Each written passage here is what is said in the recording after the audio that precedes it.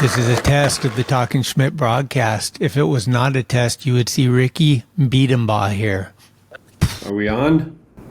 Boom. There we go. I'm Ricki Bedenbaugh, and you're watching Talking Schmidt. Hey. Talking Schmidt. I'm already not watching. It's cool, like tonight is the night. Damn, this is like the coolest thing I'm ever gonna do. I wouldn't say it was fun. What do you mean? Well, Christian Fletcher's younger brother. Fuck the Dodgers. Big Dog's in. What do you think, Dolan? We on? Schmitty? Talking Schmidt. Alpha macaroni. Most of these guys, their opinion don't matter. Talking Schmidt, right? And skateboarding. I remember that. Talking Schmidt. What are yuns doing? Holy shit. Skateboarding homies. No, Schmitty, you can't jump in. What is happening? Gregory. Yes, we are. Wi-Fi check 1, Wi-Fi check 2. Okay, everybody, season 7. I'm going to say it every episode because I'm just so damn proud. The word legend, the word, what's the other one that they use with filming? They always call, lens master. These things are overused. I hate it. But today we got a legendary lens master. You're making me blush. Ricki Bedenbaugh is on the program, kids. Get ready for us to maybe nerd out a little bit in the cinematography world, but we're definitely talking skateboarding and a lot of other things. Ricki, thanks for joining. Yeah, of course. Thanks for having me. I'm stoked that it finally, I think we've been talking about doing this for about 6 months now. No, 7 years. 7-year glitch. Yeah, you were supposed to be episode 3, and now you're 230. Wait, really? Is that real? Yeah, no, I'm teasing. Dude, I was doing a little research because I didn't know your early stuff. Born and raised in Memphis, right? Yeah. Lived there for the first 14 years of my life. That's Christmas of '85. My dad bought me this. Well, I found it on eBay. That's not No, the I bought it on same one. eBay, but this is exactly colorway and everything. Exactly the board that he bought me. And With that's the what nose pretty guard much and the tail, skid tail? What's that? With the nose guard and the skid Dude, plate? everything about that. Like when I saw it on eBay and it was $75, I was like, oh, that is the exact board. Everything, Rad. the yellow wheels, everything about it is exactly the way it was when I got it. And the board that board, I had it for maybe 2 weeks, and I went to school and this kid was teaching me how to do a bomb drop. And for kids I don't know if kids know what bomb drops are, but it's basically where you just hold your board up and then jump on it. I literally landed both feet right in the middle, just broke the board right in half. And I was like, oh shit, my dad's gonna kill me. So I skated home on a broken board, and my dad's like, what happened to your board? I'm like, I went up a curb and it broke. He's like, well, why is it broke in and not out? Because if you hit a curb, it's gonna break this way, not this way. Yeah. I'm like, sorry, Dad, I tried a trick and I broke it. He's like, it's all right. That board was really cheap. We'll get you a good one. So he bought me a, which I'm still trying to find, the Joe Lopes. No way, the one that has the ball? No, the one that Bryce drew, the MC Escher. Yeah. Yeah, It's like so a little globe ball. Yep. So that was Sick. I don't know, January of '86, because I got that board for Christmas of '85, and he's like, we'll go to a place was called, I think it was called the Peddler or something like that, or it was like a bike store that sold skateboards. So I bought a complete. It was a red wood stain Joe Lopes with red Kryptonics, red gull wings, red rails, everything was red, And I had that board for, I don't know, that was my first real board, the Joe Lopes. Is it Joe Lopes or Joe Lopez? No, Joe Lopes. He lived across the bay. He had a vert ramp in his backyard. It was the first it was the first backyard contest. That's Thrasher, Fausto, and those guys did a contest over there. There's Classic Foes Mofo took with a channel, and Jake standing on the deck and all that stuff. And he was our local pro that, like, he was skating with Blender and all those guys did really good inverts and stuff. Sick. Yeah. Yeah. I mean, at that point, I didn't know anything about skateboarding. For sure. Like, nothing. I didn't even know magazines existed. You know, I didn't realize that there was magazines until I moved to Florida, which was the summer of '86. Like, my mom, I was living with my dad at the time, but my mom was like, I'm going to move to Pensacola. I'm like, well, there's surfing there. That means there's probably skateboarding there, you know? Like, because I didn't know anything about skating. So other than basically how to stand on it and push. And I pushed Mongo. Yeah, baby! So my brother and I both started skating. My older brother started skating at the same time. He's goofy-footed. I'm regular-footed. So I basically mimicked. Yeah, so my mom said that she was moving to Pensacola, and I'm like, all right, well, I'm going to move with you. So my brother and I both told our dad that we were going to move to Florida. And I was starting high school there. Like, I started 9th grade there, and my brother, I think, was in 11th grade.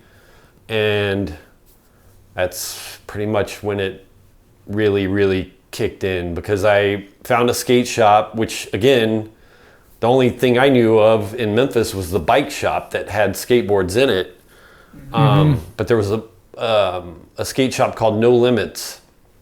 And they had, you could rent videos. They had, like, old Thrashers for, like, $1, you know, or whatever it was. It was like a discounted price because they were months old. I'm like, oh my God. And I just started grabbing all these magazines. I'm like, can we rent a video? And my mom's like, yeah.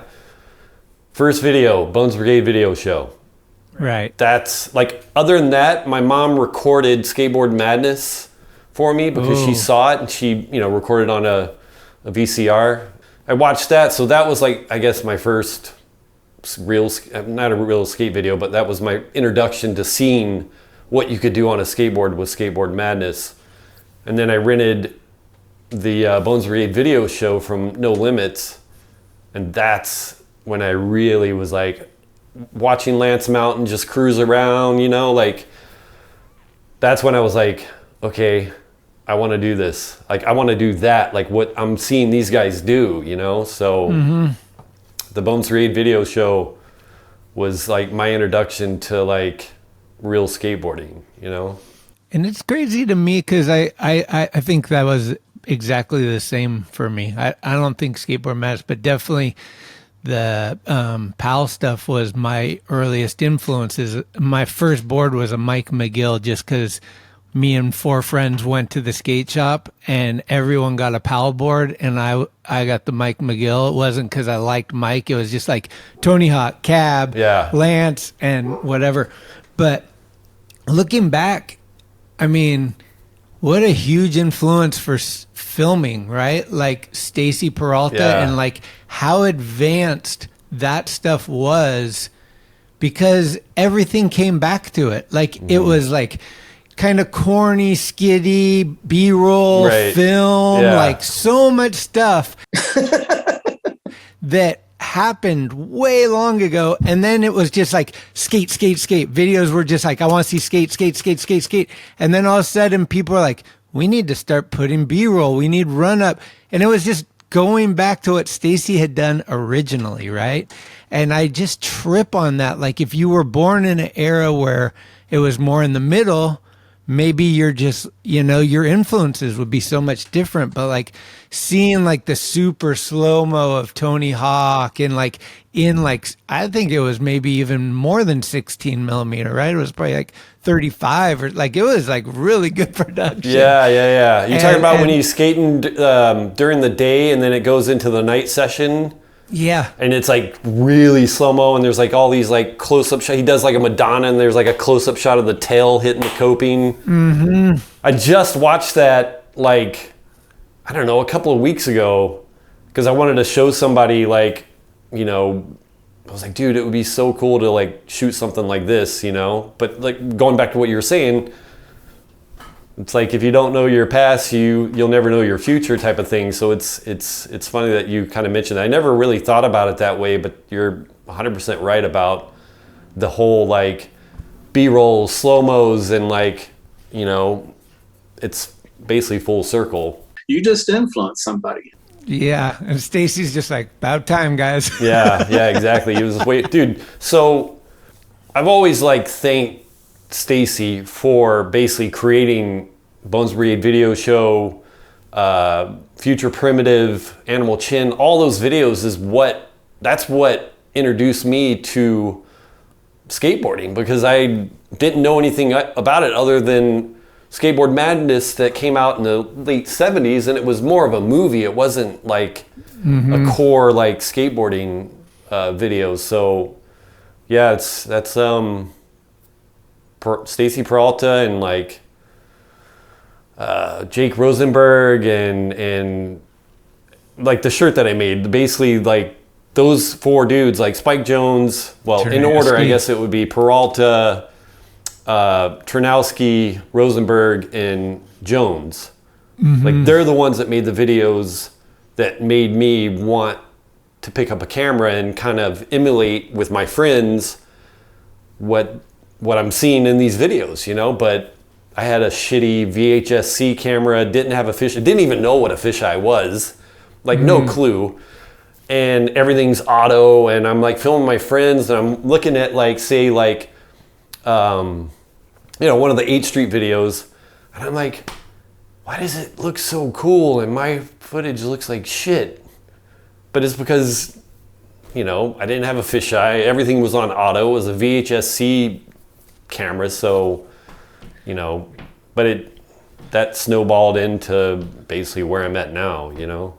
So what made you get a camera in general? Like, for me, it was the skate shop. Was that kind of your vine to like meeting people that were worth filming, and then you guys kind of built something together as like, hey, we're going to get a camera and film each other? Like, that's kind of what happened for me. Yeah. I mean, that's pretty much like the gist of it.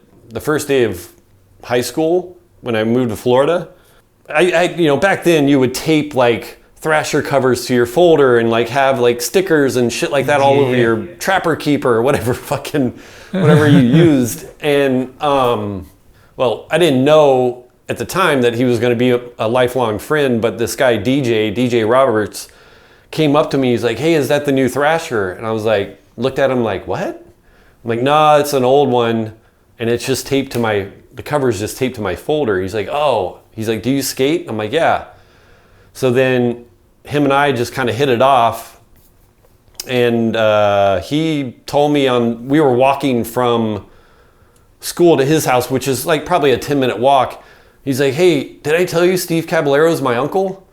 I'm like, what?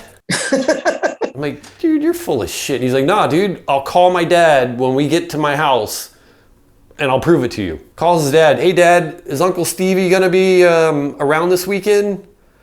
And he's like, no. He's like, oh, okay, well, my buddy didn't believe me.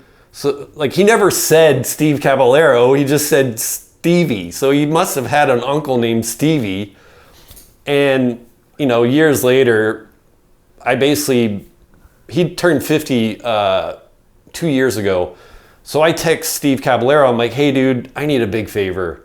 I'm like, can you do me a favor and just film yourself telling my friend, because I told Steve about the whole situation that, you know, happened between me and my buddy. And he's like, yeah, I'll do that. So he like posted up his camera and filmed a happy birthday DJ or happy 50th DJ, whatever it was. Hey DJ, Steve Caballero here. I heard you made it to the Big 5-0 Club. Just want to wish you a happy 50th, buddy.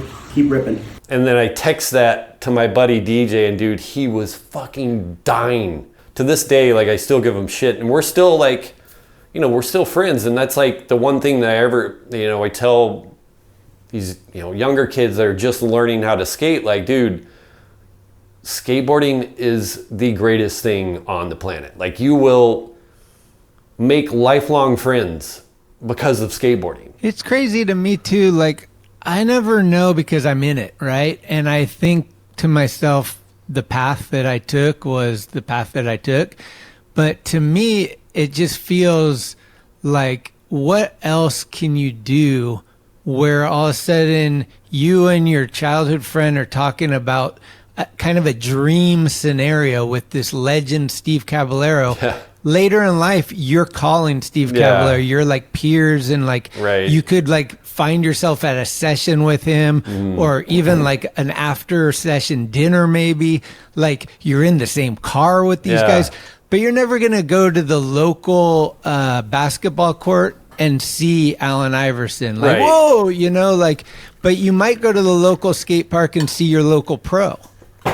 And so, like, there's this connection that I think gives kids, you know, my dream could come true. Yeah. Like, I saw this guy, and I was kind of skating with him. Well, we were at the same place. Yeah. Like, that's my first step. I think that our opportunity to grow up when we did gave us the passion for it, that it's kind of like you said, it's the greatest thing. It helped us learn how to travel. Yeah. It helped us be in the same van as like 10 idiots. Like, you know what I mean? Well, like, not only that, but it also like builds your self-confidence, because you fail more than you succeed on a skateboard, especially when you're learning.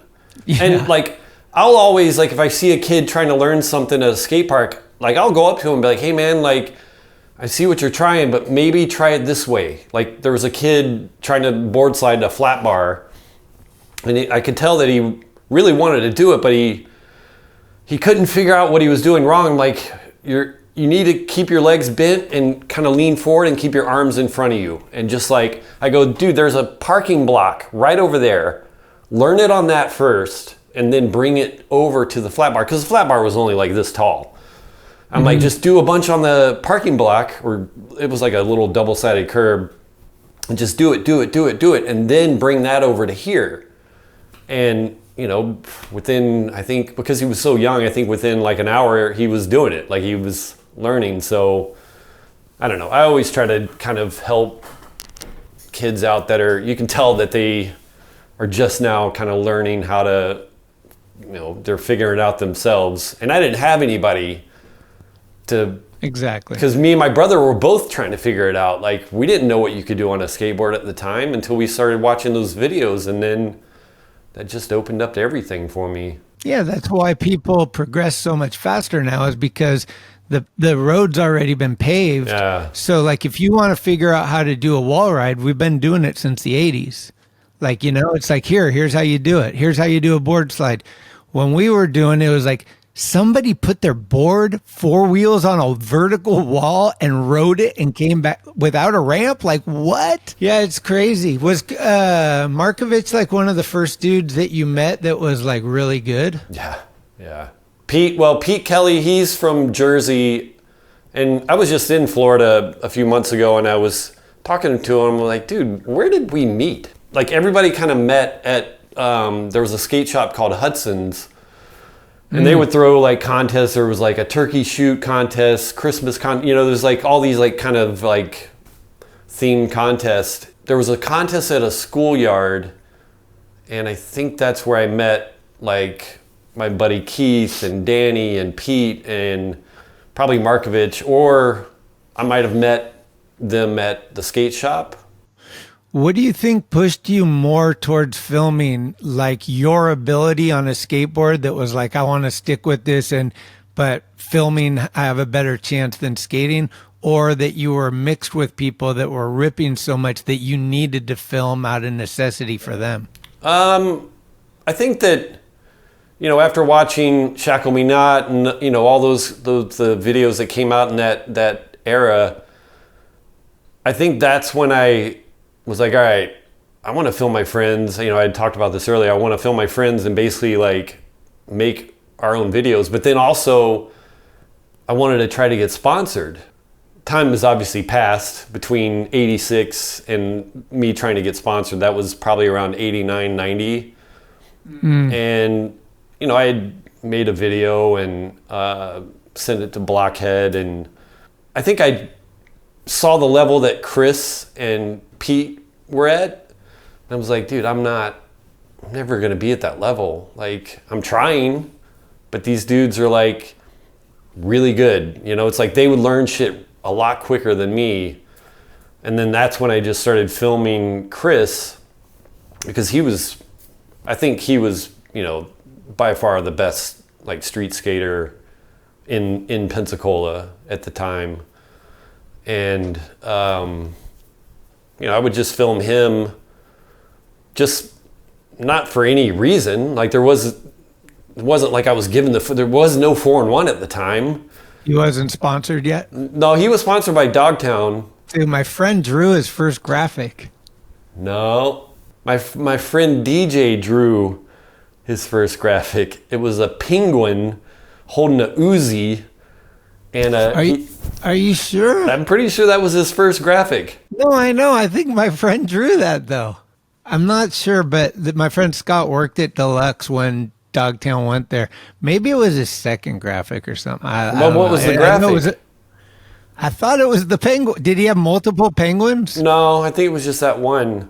Yeah, I don't know. I'll have to do some research. I could be wrong. Because he re-released that board a few years back, and I think I bought one for my friend DJ. Huh. Yeah, so maybe I'm wrong. Or maybe, could it be possible that DJ drew it, sent it to Deluxe? Probably. And then they probably cleaned it up. kind of like fine-tuned it or something. Yeah. Maybe it was I don't know. I just remember my friend Scott was working there, and that was one of the first boards that he worked on of a pro, like, you know. So he might have been in the production of it or something. Yeah. I don't know. But yeah, so I just filmed the friends, you know. I mean, I think that's pretty much every skateboard filmer's like story, is that you start off filming your friends, and then Chris and his family moved to California in, I think, 91 or maybe late 90s. And my mom was like, I'm moving back to Memphis. I'm like, well, I'm not going there. Like, I'm over that fucking city. So I hit up Chris, like cold called him. Like, I mean, obviously this is before cell phones and shit like that. So he answered him like, hey man, like my mom's moving back to Memphis and I don't really want to move back there, but I don't know if I can live here. And he's like, dude, come out here. You can stay with me. And, you know, because I knew his mom, she did Teabags, like the clothing brand. And then knew his dad, knew his sister. Like, I mean, we were all like kind of like a family. In that time, obviously, there wasn't a lot of, like you said earlier, like skateboarding hadn't blown up as big as it is now. And, you know, we had our own crew that we skated with every weekend, and Chris was obviously part of that crew. So when he moved, I hit him up and he was like, dude, move out here. So I literally was like, all right, give me 2 weeks. I packed everything into my car. I stayed with my friend Tasha up until I drove out. I had a 1978 Dodge Aspen. Drove that thing across country, no fucking clue on what I was doing, because at this point the only place I'd ever been west of the Mississippi was like New Orleans or Mississippi or like something like that, and I'm like by myself, just everything I own in my car, and I get to Carlsbad and I pull over at a gas station, picked up a payphone and called Chris. He's like, dude, I'll come meet you. And then, you know, pull up to his house, Rob Dyrdek's there. And I'm like, that's fucking Rob Dyrdek. First pro, like, I mean, other than Chris, but I don't really, because Chris and I have known each other for so long, it's like he's pro, but I never was like, yeah, I was stoked for him, but like meeting another pro, and especially like Rob Dyrdek, like his Alien Workshop video part came out, and I was just like, watched that religiously. Chris was like, hey, I gotta go run some errands. And I was just with Rob, I just met him. He's like, what do you want to do? I'm like, I don't know. Like, could we go look at some skate spots? So then he started taking me around like Carlsbad Gap and like seeing all these spots around Carlsbad that like, you know, Ocean Howl and all these dudes were skating at the time. So yeah, that was like my first day in California. But that was the first time I moved here. So I moved there to basically film Chris. Like I became his personal filmer. And again, I don't know what the fuck I'm doing. Was he in the GNS video? Yeah, Winona Riders? Yeah. Yeah. Oh, cool. Dude, it's like still to this day, it's like I still have it. Like I have the VHS tape of it, and it's like, I don't know, it's like one of my favorite videos. Like Shannon May, I was a big fan of his skating. Obviously Chris, Willie Santos, yeah. So how did you become the dude? When does that happen? Oh, Is that shit, like that- as a young kid, or is that No, later? did that happen in 2000? Oh, Yeah. does it have to do with Lebowski? Like, what's the story on that? No. I was on a trip with, I had just got a job at 4-in-1, but it was like on video, 4-in-1, and then giant distribution. So I was kind of working for all those brands. And I went on a trip for on video, and it was all these Australian guys. It was like Chad Barty, Matt Mumford, Dustin Dolan, Skin was the photographer, and a few other guys. I flew to Europe to cover a couple of the contests, and from there I was going to meet those guys in London and then start this tour. It was like a 2-week tour or something like that.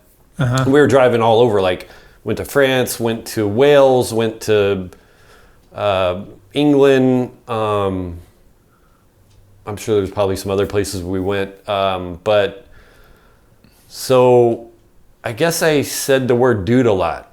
Like it was every other fucking word. And I'll never forget, we pulled up to this gas station and I got some, Skin magazine, or so I thought. I get in the van because, the magazines just had they were blacked out, so you couldn't see what was on the cover. I open it up and I'm like, oh, dude, I fucking bought a dude magazine. No. And of course, everybody starts laughing. And then I don't remember if it was Barty or who it was, but they're like, you fucking say dude so much. Like it's literally every other fucking word out of your mouth. And you're like, you know what? From now on, you're Ricki the dude. And I'm like, okay. So it just stuck. And then like, it was a few months later, I did a tour with New Deal because we had just started filming for 7-Year Glitch. And Burnett was on that trip. Oh. And he named the article The Dude Abides. So that's when and there was like a picture of me, like it was a reflection. Somebody had bought stickers and put them, like spelled out The Dude Abides on the back of the van. And that was like the cover page for the article. And it said Ricki Bedenbaugh has like hit it big time. He's got a company card. He's not getting paid with sweat. I don't remember what Burnett wrote, but that's when it kind of officially. It was a stamp. I could see the Australians also being annoyed by American dude, like dude. Yeah. Like, like Americans say cunt all the time, or mate. You're like you're Dustin the cunt. Yeah, exactly. But I did say, and the reason I said dude a lot was I'm terrible. I am so bad at remembering people's names. Like right when I shake, hey, what's up? I'm Ricki, in one ear, out the other. Like sorry, I already forgot your name. Same. And then if I see somebody I haven't seen in like 3 months and I met him one time and I'm like, oh fuck, I don't remember this guy. Hey, what's up, dude? Like, what's up, dude? That's my wife gets so mad at me about that. She's like, you don't, like, what the hell? And I'm like, I don't know. Yeah, I think that's also why I said dude a lot, because if I couldn't remember somebody's name, I would just call him dude instead of like, what's up, man? Because like, I feel like when you say, hey, what's up, man, the other person already knows that you don't know their name. Like when somebody says, I'm like, hey, what's up, Tom? Or whatever. Yeah. And they're like, hey, what's up, man? I'm like, it's Ricki. Like, I don't know if you forgot, but I just want to introduce myself again, Yeah. So working for Giant, 411, New Deal, that whole thing, is Friedberg, Chris Ortiz, those guys kind of like your crew? Yeah. So before that, I was working at Duff's. Like Chris had got me a job at Duff's. So Chris was like, my buddy Ricki's a filmer and I want him to film my part. And Nadas is like, all right, Wait, let me go back to the first time I met Nadas, because that was a fucking, I was just like jaw on the ground, but I had to, like, I didn't want to be too excited, so I played it cool. Chris is like, hey, we're going to go up to Nadas' house. I'm like, what? And this is like one of my childhood heroes, you know? It's like the one in Venice where he skates off the... Yeah. That house. Yeah. So... The pickpocket man. Yeah, exactly. We go up, we pull up to his house, and I already know what it looks like, you know? Yeah. Looking for the fire hydrant. Yeah. And, you know, Chris introduces me to Nadas. We stay the night there, and I'm like... You know, Nadas is like showing me all this stuff, his art, and gave me a tour of his house, and I'm just like, just dumbfounded. You know, I'm just like, holy shit, I cannot wait to tell my friends back home that I'm fucking hanging out with Nadas, you know? So Chris introduces me to him, tells me that he wants me to film his, you know, help film his part. So Nadas tells me, he's like, all right, well, I don't know how to really do this, so why don't I just pay you $10 an hour and you just write down your hours? Like, just keep track of how many hours that you film during the week, and then at the end of the month, send me like, you know, how many hours, and I'll cut you a check. I'm like, okay. So, you know, we would go out and film, and then there's times where Chris would try something, he's like, I'm over it. I'm like, all right. So I'm like writing down the hours, like, you know, it was like an hour. He's like, dude, fuck that. Put down that we filmed for 5 hours today. Or we would go to a movie, and he's like, yeah, just write down that we filmed for 3 hours today. Like, he's like, dude, you got to get paid. I'm like, okay. And then he would also give me boards to sell it, like Play It Again Sports, or like, because back then that was like when World Industries was just a free-for-all. Like, you would go and get product, and Chris would grab a board bag, fill it up with gizmos and all these wheels and shit like that, and then grab a shit ton of stickers and blind jeans and fuck pants and like all this shit, just filling his trunk up, like 30 boards, and just like, dude, there was no fucking rules. Like, and that's the way it was with all the guys. Like, they would bring their friends and just raid the fucking warehouse.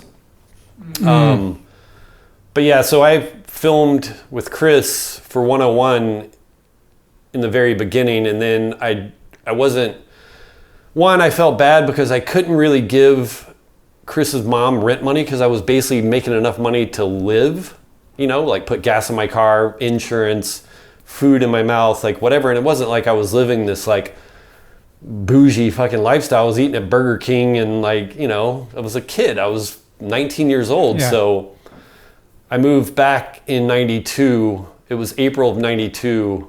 And I just felt bad, you know, because I couldn't give his family any money, and I just felt like a sponge, you know. Right. Like, Chris and I were sharing a room, and I just told him, like, man, I got to go back, and then lived there for 3 years, and then 95 hit up Chris again, was like, dude, all I think about is filming skating. Like, that's all I want to do. And he's like, well, come out just like for a week, and we'll figure it out. And we basically like partied the entire time I was here. And one of the parties we went to was this surfers party. It was like pro surfer, this guy Benji Weatherly, and I don't know anybody there. I know Chris, but Chris introduces me to his mom, Barbara, and you know, it's a typical like house party in Pacific Beach. Like, there's a band playing, which at the time I didn't know who it was, but it was Blink 182. Back then I would like get drunk and freestyle rap. I was never good at it, but that's what I did. And Chris was like, you know, we're both pretty drunk. He's like, dude, you should fucking freestyle like to Benji for his birthday. I'm like, looking around, I'm like, you think? He's like, yeah, dude, there's a microphone right there, just do it. So I'm like, well, I can't, I need a beat. So I walk up to Mark Hoppus, who I don't know who the fuck he is. I'm like, dude, is there any way you can give me a beat, like on the like a good bass line, a good drum beat? I want to freestyle to binge. I don't even know who fucking Benji is. I literally don't even know which one of these surfers is Benji. No clue. But Chris told me to do it, so I'm like, fuck it. What do I got to lose, you know? So I get up and I start trying to get the crowd hyped. This fucking 6'4" white dude with like bleach blonde, like shaved head, you know, like short hair. It was like before Eminem, but it was like that style of like hair. Yeah. And I'm like, all right, yo. I'm like, dude, the whitest dude trying to fucking freestyle. And I do this, I fucking freestyled. Somewhere I dropped a line about, yo, it's your birthday, go to Denny's, something about, because back then you could go to Denny's on your birthday and get a free meal. And I said something about that, and then whatever.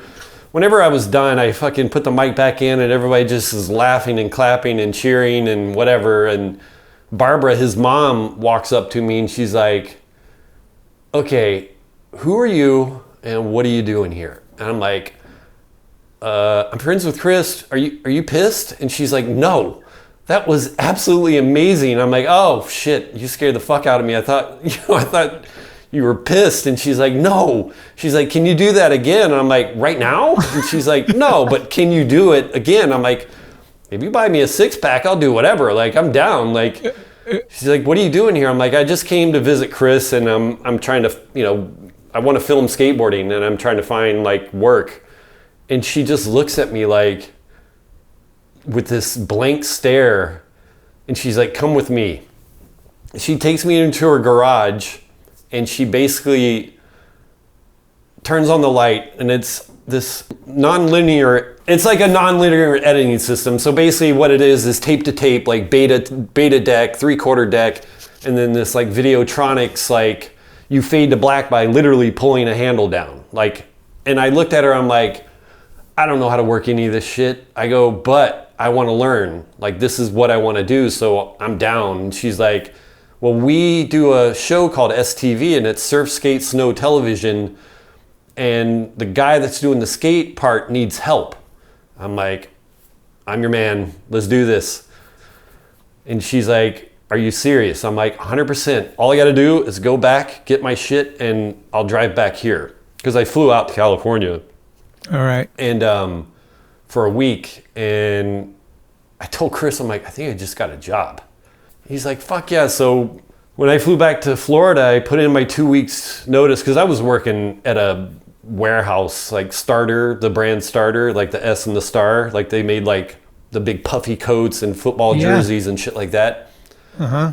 And I basically was like, this isn't what I'm supposed to be doing with my life, you know? So I don't even know why I put in my 2 weeks notice, but I put in my 2 weeks notice because I thought it was what you're supposed to do. And then Chris flew out and then drove back with me to California. Oh, sick. Yeah, and then that day, like the day after I got there, I called Barbara and I'm like, I hope to God she wasn't like pulling my leg, you know, because I think everybody was kind of drinking. So, you know, it could have just been one of those moments. So I called her. I'm like, hey, I'm here. I just got in last night. I hope you were serious about this, like, filming thing. She's like, yeah, actually, there's a contest at the Carson Velodrome this weekend, and we want you to cover it. I'm like, oh, fuck yeah. So that was like my first, dude, no, like, nobody called them and said, hey, this guy's coming. Like, can you put his name on the list? Like, I had no pull whatsoever. So Chris got me in and got me like a wristband to film on the course, and like, you know, he obviously hooked it up. I mean, dude, honestly, like I can't say this enough, but if it wasn't for Chris and his family, there's no fucking way that I would have made it in California as a filming skating. No way. Because I didn't know anybody other than him and his family. And they put me up, you know. I think that's how it works for a lot of people. A lot of kids are always asking me like, what do I do? And I'm like, to be honest, you go find somebody that rips Yeah. And you become their filmer, and Right. you get in as he gets in. Like, I mean, it's kind of rare that a filmer just doesn't know anybody, but he's really good at his craft, and then he's in skateboarding. Like, you got to mesh with people, and you got to have that anchor. Yeah. Because Chris is your anchor, and he's meeting all these people that love him, and you by association are becoming a network too. Right. Again, with skateboarding, I think that's something that's different than most like legit, if you want to call them jobs, is like, like knowing people has always been really important, it seems like. Yeah, for sure. It's definitely it's not, and I still live by these words. It's not what you know, it's who you know, because I knew Chris and his family, and then they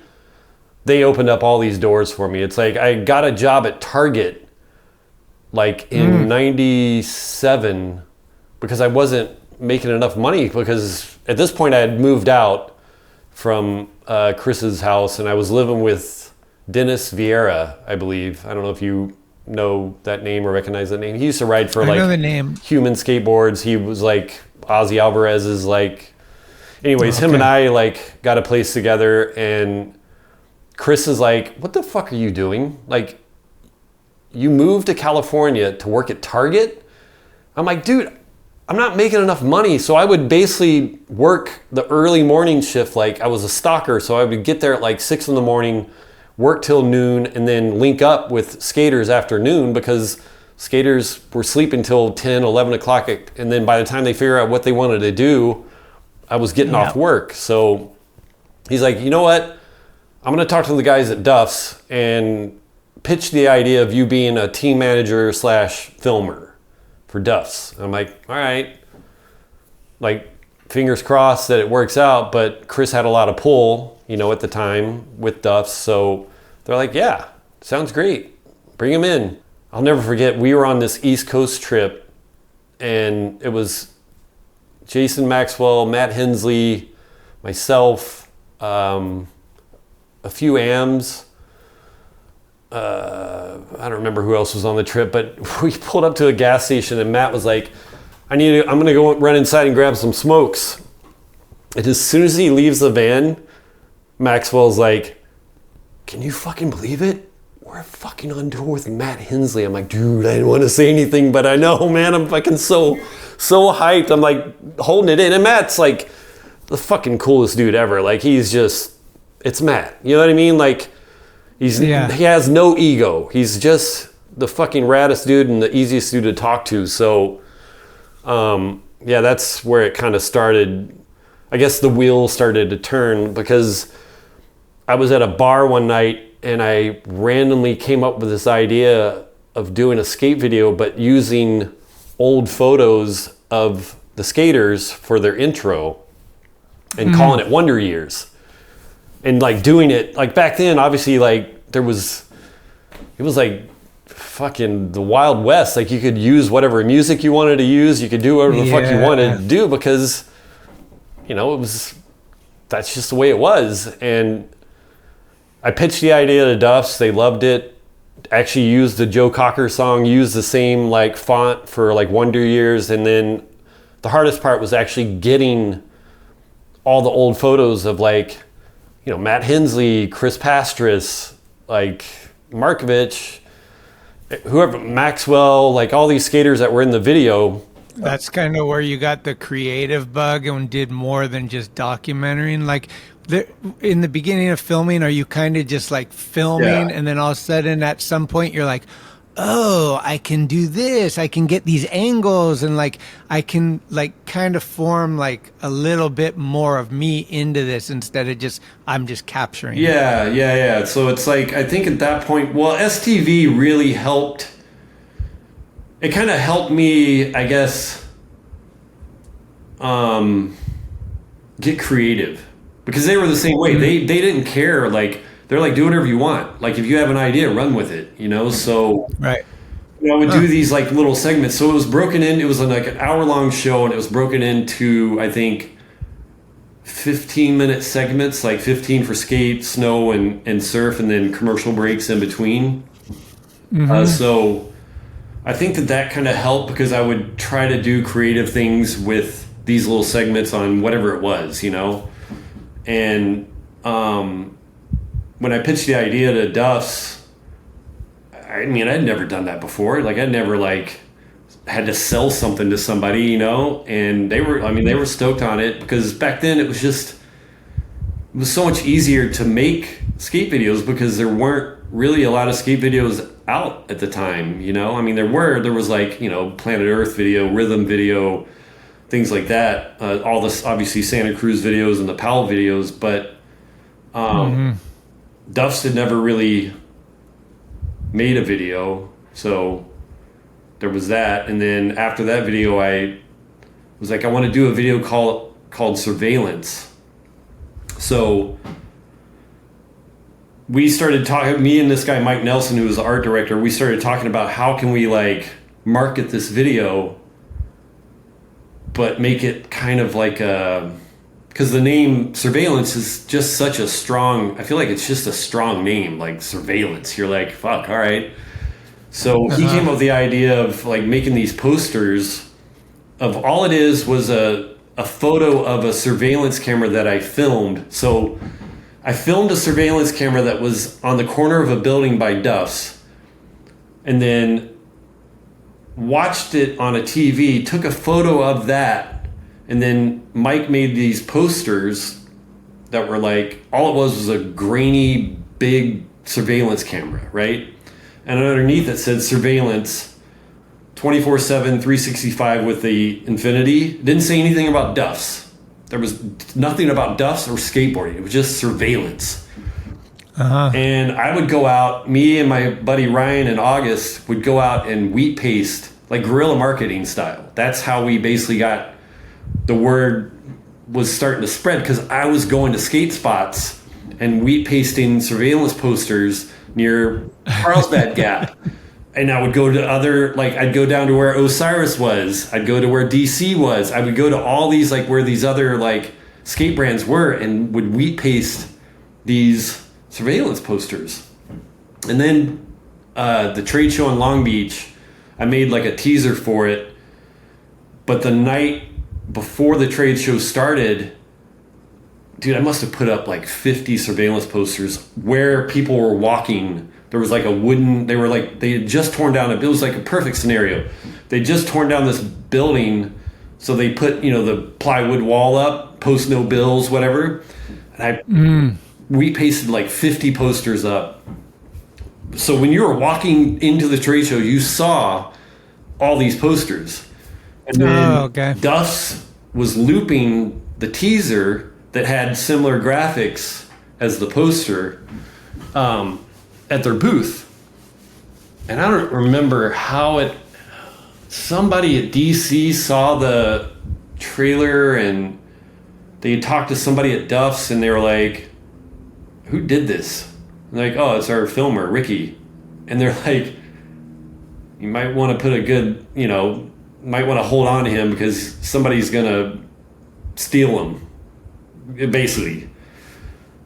Because I, like this, like other than Wonder Years, I had never really, I mean, I helped P-Stone edit his first video down at STV. Loose Nuts or whatever? Huh? What was it? Justice. Mixed Nuts?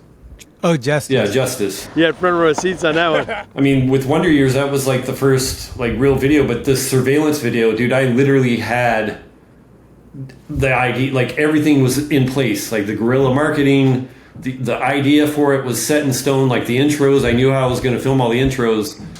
And then I got the offer from 4-in-1 and On Video and Giant, and I was like, sorry, I gotta go. Like mid video, like filming for Surveillance, I jumped ship because, dude, I couldn't pass up an opportunity like that, you know? Like, for sure, working for 4-in-1 and On Video, like, that's like every kid's dream at the time, you know?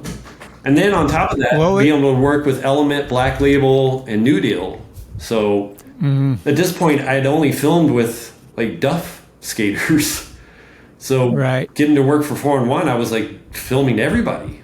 And like On Video, it's like that's how, you know, I went on tour. Dude, the first like 6 months I was like I started in March of 2000. That first 6 months, I was probably home 2 weeks. Like I told Ortiz, Schillerith, Kingman, Josh, whoever would listen to me, I was like, dude, send me anywhere, anytime. I don't have a girlfriend. I don't have dogs. I don't have kids.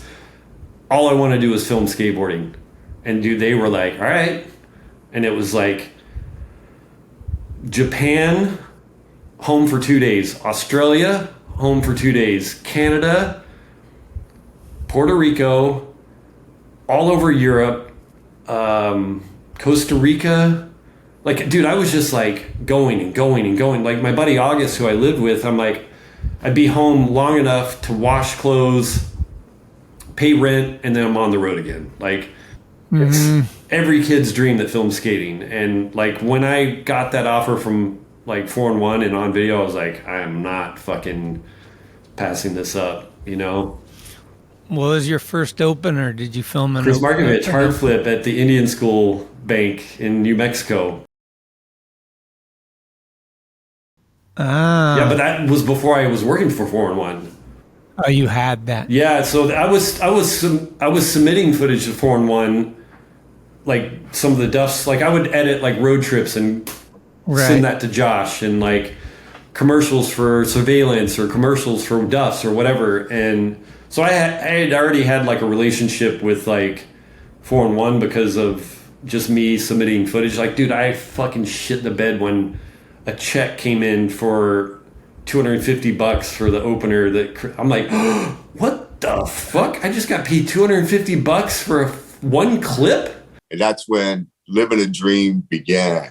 I was just like, in our lifetime, like, how much money has, like, a $250 check at one time seemed dude, so sick. And like, I think our rent at one time was like $300 or something. Like, it's just like, not to age ourselves too much, but like, just putting it in perspective, like now, like you're like, oh, $250, okay, cool, but I still need about a lot more. Yeah, $250 nowadays is like $25. You're like, yeah. But when like, you're, you know, in your early 20s and you're doing what you love, like you're just skating and filming your friends, and you get paid to do that. You're like, what the fuck? Like, okay. Like, yeah, I was shocked. I mean, Duff's was paying me basically like to be the TM and the filmer, but then they hired James Marshall. He's like a street artist named Dalek. He was living with Chris and I at the time, and then he became the team manager, and I was just the filmer, which was cool because then I didn't have to like worry about like setting up trips, and you know, that was sending out packages or, you know, letting people go, which was, I had to do that at first. I had to let Justin Reynolds and yeah, that was a hard one, and Mikey Russick. I had to let them go, and I was like, I gotta tell these guys that they're not gonna ride for Duffs anymore. I'm like, fuck, man, I don't want to do that. Yeah, that's. But that was like, it wasn't my call. That was like the higher ups, you know. So, you know, the 4-in-1 thing like that, I was there for basically until the ship sank. You know, I was like one of the last people there. Me and Ortiz. Ortiz is fun to work with, right? I fucking love that dude. Like seriously, like I met him. I think it was 97, 98. He came down to shoot photos with Chris, and Chris is. Well, both Chris's, but Ortiz, like, I fucking owe that dude so much, man. Like, he's always had my back. Well, that's tight. Yeah, I've done a lot of, like, contests with him. I think, what was it, Dew Tour or one of those things. He was, like, and he would always, like, when it was Thrasher, he'd be like, I want Schmitty to come cover it. So I would always get, and me and him and Krolik. Yep. And he just gives Krolik so much. Yeah, because he can. He always gave, even at 4-in-1, like, he was always giving Krolik shit. Yeah, it's pretty good. Yeah. What was like some of the stuff that you filmed for 411 that like, was there anything that you filmed that to this day you're just like, you know, like, fuck, that was insane still? Yeah, I mean, lots of stuff probably, yeah. Obviously the Bachinsky's kickflip down El Toro, like that. Right.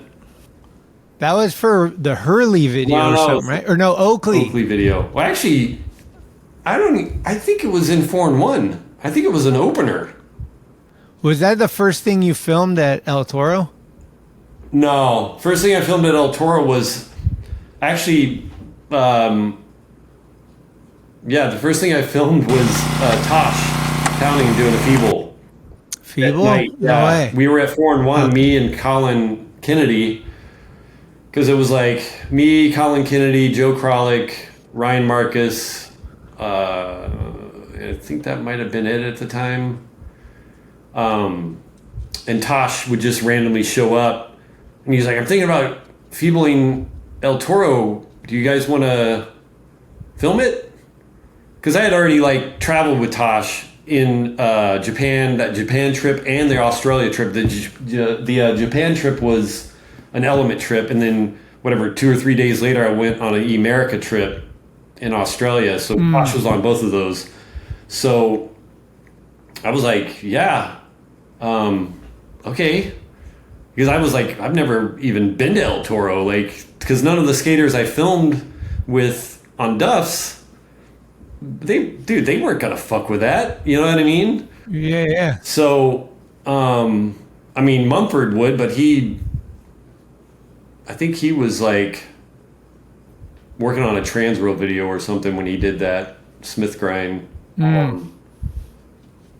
But yeah, so me and Colin went to El Toro and lit it up, and I think it was probably 6 tries. He did it at night too. Yeah, dude, but that was also when night skating was like really starting to take off. You know, like we had this massive 3,000 watt fucking generator that was loud as fuck. Like it was like fucking, you know, it wasn't one of the Honda ones. And the shitty like Home Depot lights, you know, like the 2 lights on one stand. Yeah. But yeah, that was the first thing I filmed at El Toro, and then the kickflip down El Toro was my first day of even meeting Bachinsky. Like I didn't even know who the fuck he was. Never even heard what of the fuck kid. is a Bachinsky? Exactly. So I asked him like, hey, are you gonna ollie it or something, just to like, you know, so we can figure, like, he's like, no, I'm just gonna go straight for it. Not wasting time on that. Okay, fucking, you're gnarly. But I just was like, is this kid serious? And then 6 tries later, fucking bolts, man. Like, sick. I was Hoops was there as well. I set up a camera on a tripod next to Ortiz because he was shooting it straight on, and then I went to the side to film it, you know, from the side so you could see the length of it, and then Hoops was up top, standing on like a fucking electrical box or some shit, so you looking down on it. So we had 3 different angles, and when he stuck it, man, I was nervous as fuck because it's fucking El Toro, and this dude's doing it down it. Nobody has done anything flip trick wise down El Toro at the time. So I'm like, please God, don't like reverse record or fucking cut his head off or like. But I had to like keep my composure and just like, all right, dude, you got this. Like, just, you know, whatever. And he did it so fucking good, man. He did it so perfect. Like, he literally landed perfectly on the bolts.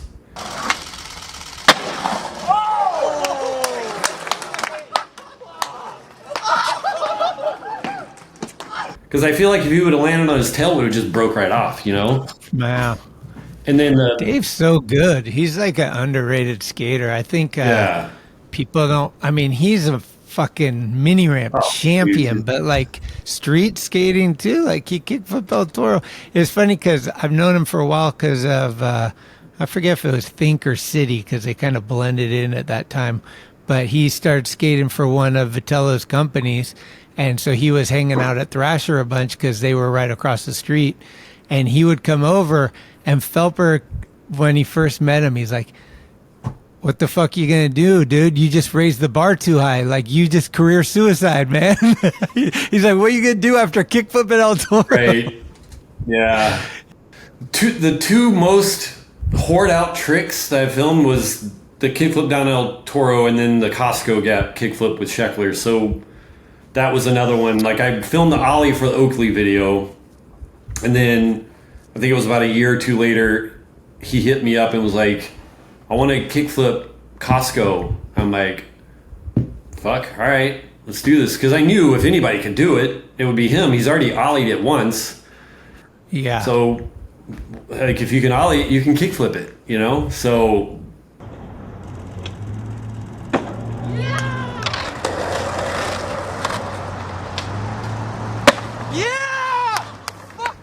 Did you film his attempts at the backside flip at El Toro? Yeah. Do you know about when, like, we went to Etnies and Jake interviewed him? And he said, man, he's like, that fucked him up for a second. It did.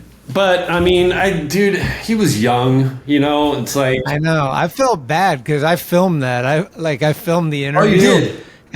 Yeah, like, I got the footage. Like, it's just Jake and him talking, and Jake's like, I think he was already doing the Sheckler show, maybe. Yeah. Or yeah, it was. I mean, he was definitely like Ryan Sheckler, big deal. And he's always been super cool with me and Jake. Like, me and Jake would travel a lot together, and whenever we'd run into him, Jake would spend some time, like, not just be like, hey, what's up? He'd be like, hey, Ryan, and like, they'd have like a personable thing, and I'd be the fly on the wall kind of thing. But when all that came out, I was like, that wasn't intended like that. That was just Jake being an interview. Right. And he said, he claimed it, and that it was like when the Plan B video or whatever video came out and it wasn't in there, people were like, where, you know, and but damn, that's fucking gnarly just to attempt that. I think he would have done it if the one that he stuck, what happened was when he landed, his nose barely hit the last step, and that caused his front foot to come off. And then that also caused him to do the splits and basically fucking rip his asshole fucking open. So, like, as soon as he lands, he just does the splits. And think about it, dude. You're, like, hitting that thing going so fast. It's so far and it's so high. And you're literally jumping to the splits off of, like, 20 stairs. You know what I mean? And he instantly just grabbed. He's just, like, in so much pain. And he's like, I'm done. Nope, I'm not. So nobody's done it, man. I mean, Nija, the two people that you would think would be able to do it, neither one of them have done it. You did a stance commercial for Harley at Jason's house. Yeah. That was another on the fly. Like, we were just going up there to film, like, with Jason and the Cycle Zombie guys. And I'm like, all right, so what are we doing with this? Do we have an idea? Like, do we have any sort of direction? Like, what are we doing? And it was just basically like, let's just film them riding around on their motorcycles. I'm like, we got to do something. And I just was like, what if we did like a one shot? Like, I had never done a one shot at the time. And we started kind of planning out what we would do. And obviously Jason being Jason, like, his brain is... He's like, oh, I'll walk out the door with a chicken and, like, pick up a can of gasoline and pour it onto the fire and start my bike and ride off. And then I'm like, oh, that'd be cool. And then I'll move my tent over here, and then we'll have you pushing your motorcycle out of the tent. So it was like one thing led to another, and then it was like all one take. The crazy thing is that in my brain I was thinking, I'll shoot it all in slow motion, and then I'll do these, like, ramping, like, moments where it's like fast, slow, fast, slow, fast, slow. But then when I started editing it, I was like, this isn't going to work. But when I recorded, when you, like, on a red, when you film the red that I had at the time, when you filmed in slow motion, didn't record audio. So I wanted to be in normal speed and not do the ramping slow-mo thing. I was like, fuck, there's no audio. So I had to go in and literally find on YouTube like all this audio. Like I needed some sort of background sound. And then when Jason kicks over his, I think he had a knucklehead. It was either a panhead or a knuckle. Either way, there was like a shovel head, a panhead, and a knucklehead. Those are all motors for Harleys. Yeah. So I went on to YouTube, kicking over knucklehead. Found a video of somebody kicking one over. Used that, like rip that audio. Shovelhead, panhead. And then like the sound of fire, like whooshing, like gasoline on fire. And then I had one of the guys, he had like a knife in his sissy bar, and he throws this knife, and then the sound of a knife hitting wood, being stuck in wood. Like, so I had to like make all these Foley sounds from YouTube in order for it to like, sync up and make it sound normal. But that was we were there for 2 days. It's a lot of fun, man. Like all those guys are super rad. Oh yeah. I mean, I did stuff with Jason for a couple of years, maybe 3 years or a while. And every time we did stuff, it was like I was going over to his house and I had no idea what we were going to do. And he would just be like, hey, I got this idea. Let's go up. I got the car. We'll do this, da, da. And I'm I got a stick of dynamite. We'll blow some stuff up. Yeah. Yeah. But was that, so that was all one take, or was that stitched together? The intro to the video was a one shot. So it was just and how many times does that take? I think we got it third try. Oh, because it wasn't them. They weren't the ones screwing up. It was like me screwing up. Like, because I'm on this gimbal and I would either like, the camera would either move too much one way or the other. And I was trying to like get it, the way I saw it in my head. I think it was after the third try, it worked out. Because that was like, I'm thinking the knife would be tough to get every time. What's that? Into the wood. Yeah, so that was another thing. Like, I think 2 of the times when he threw the knife, it like hit the wrong end. It didn't stick.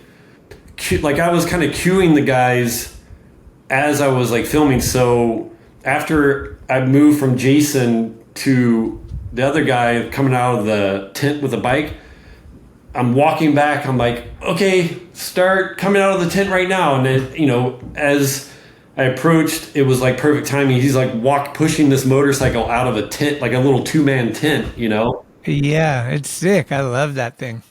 You never know what Jason's going to want to do, but it's bound to be something fun, Like we blew up some pumpkin underneath a bridge. Yeah. Like, we blew up a TV one time, because we were doing this show where it started on a TV every episode. And then the finale was the TV blowing up. And we literally put dynamite in and filmed it. It was like fucking so fun. Always fun shit. And like just living on the edge kind of crap. Did you see the TV show Adolescence? Yeah. Dude. Like, is that the craziest? Yes. Like, I was like telling my wife, I don't think there's been cinematography like that in that style ever. No, well, there's been the one episode where the guy puts it on the drone and it flies up and then it comes down in another scene. I'm like, that's insane. Yeah.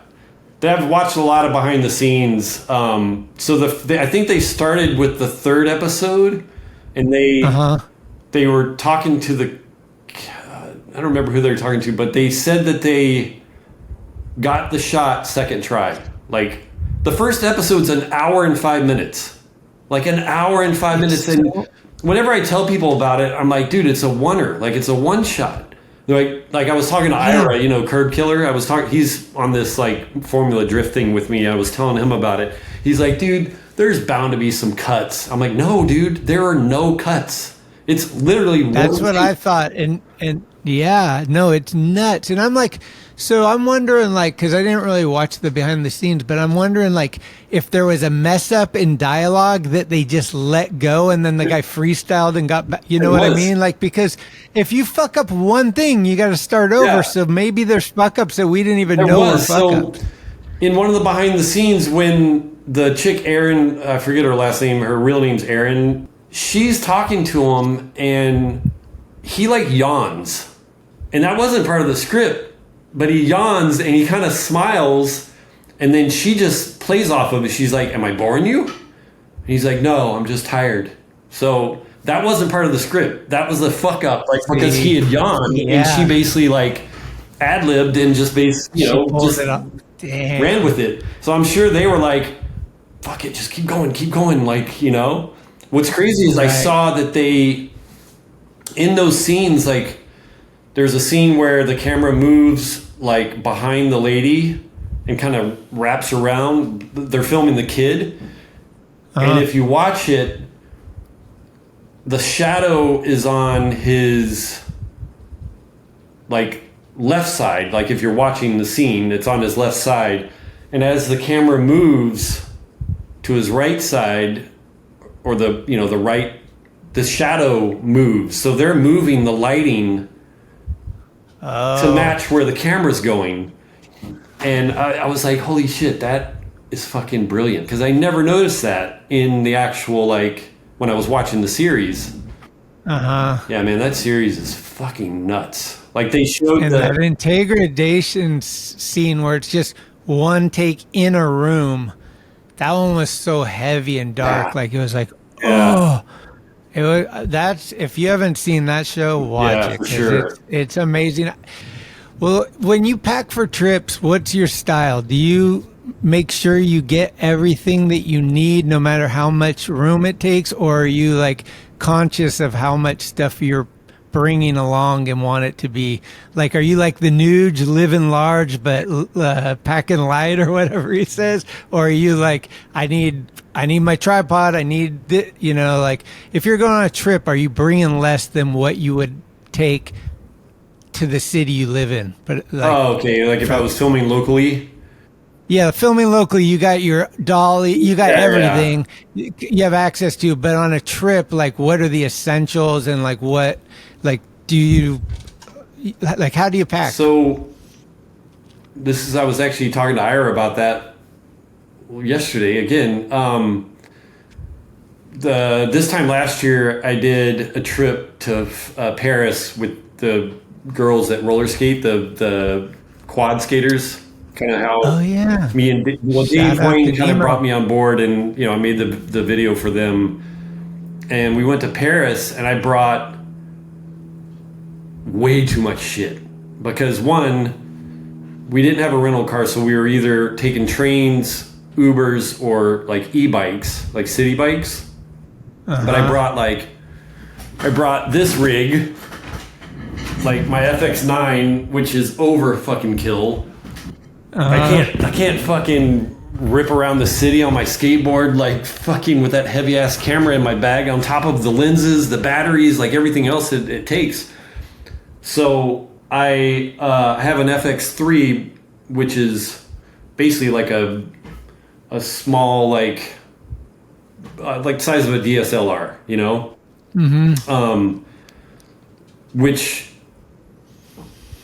I brought that camera and the giant FX9, and then I brought my drone, I brought a gimbal, I brought all this shit. So you do bring a lot. So that was this trip, the trip a year ago, and I realized I'm not going to use any of that shit, right? Because I have to be mobile. Like, I brought a tripod, like, I brought all this fucking crazy shit. Yeah. So I basically realized when I was there, I'm like, all right, I'm not going to use any of this shit.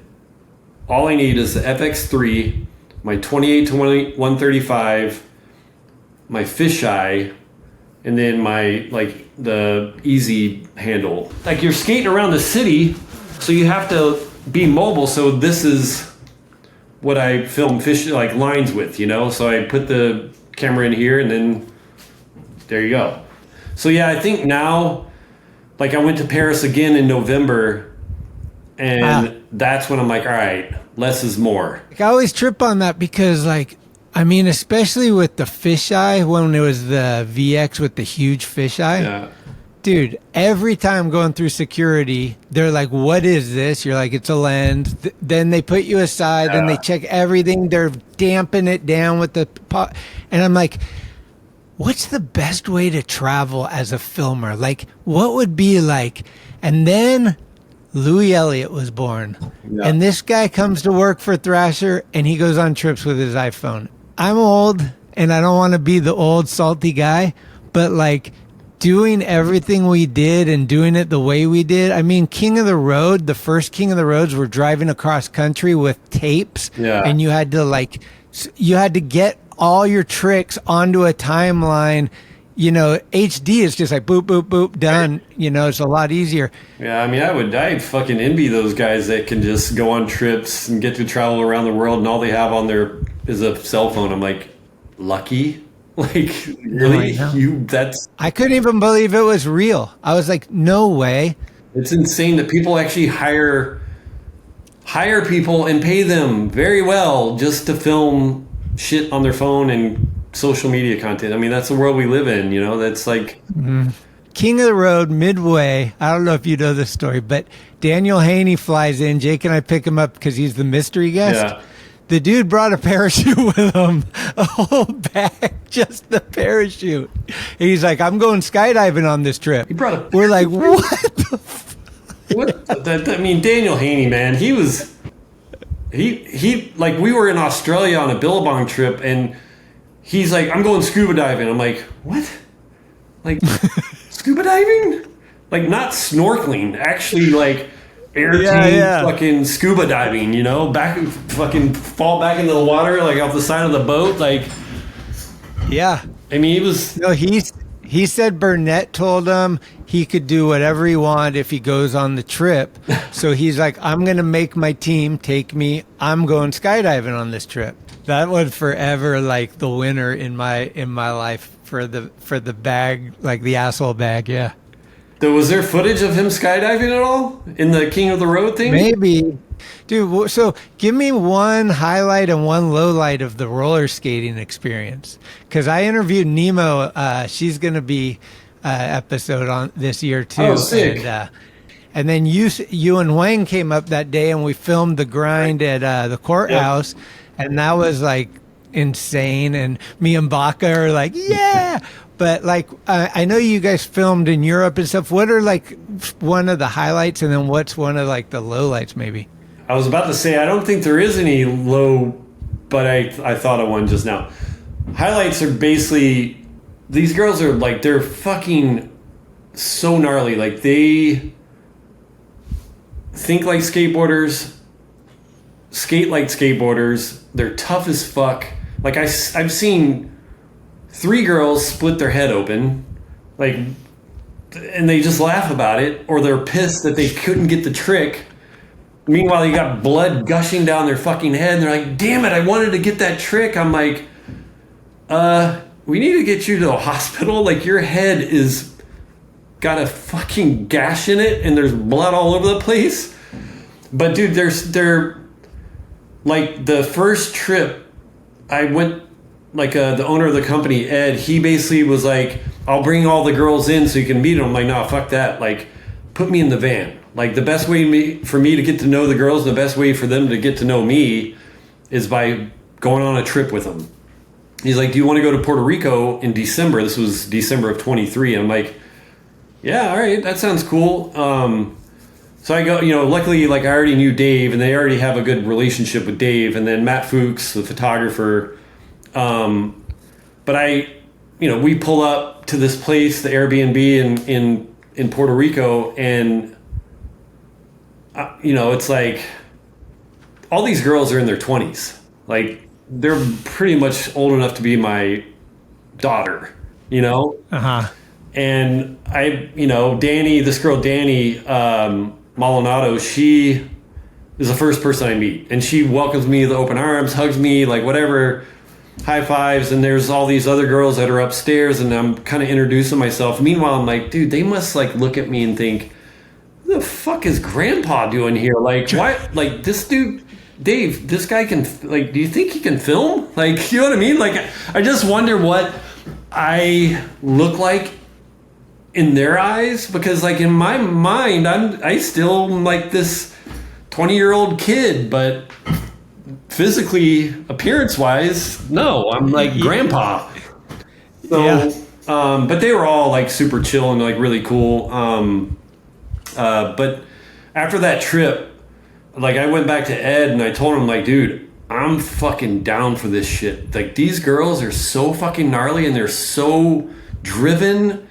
I go, they're like the Bones Brigade of roller skating, because they're the ones that are like pushing the sport. They're the ones that are like, they're the pioneers. Like they're maybe not the pioneers, but they're definitely like changing the sport, you know? Mm-hmm. Like obviously like I've seen like girls roller skating, but not like that, you know? Like Michelle Estrogen, she was the first, like she had a Bones Bearings part that came out like 10 years ago or something like that.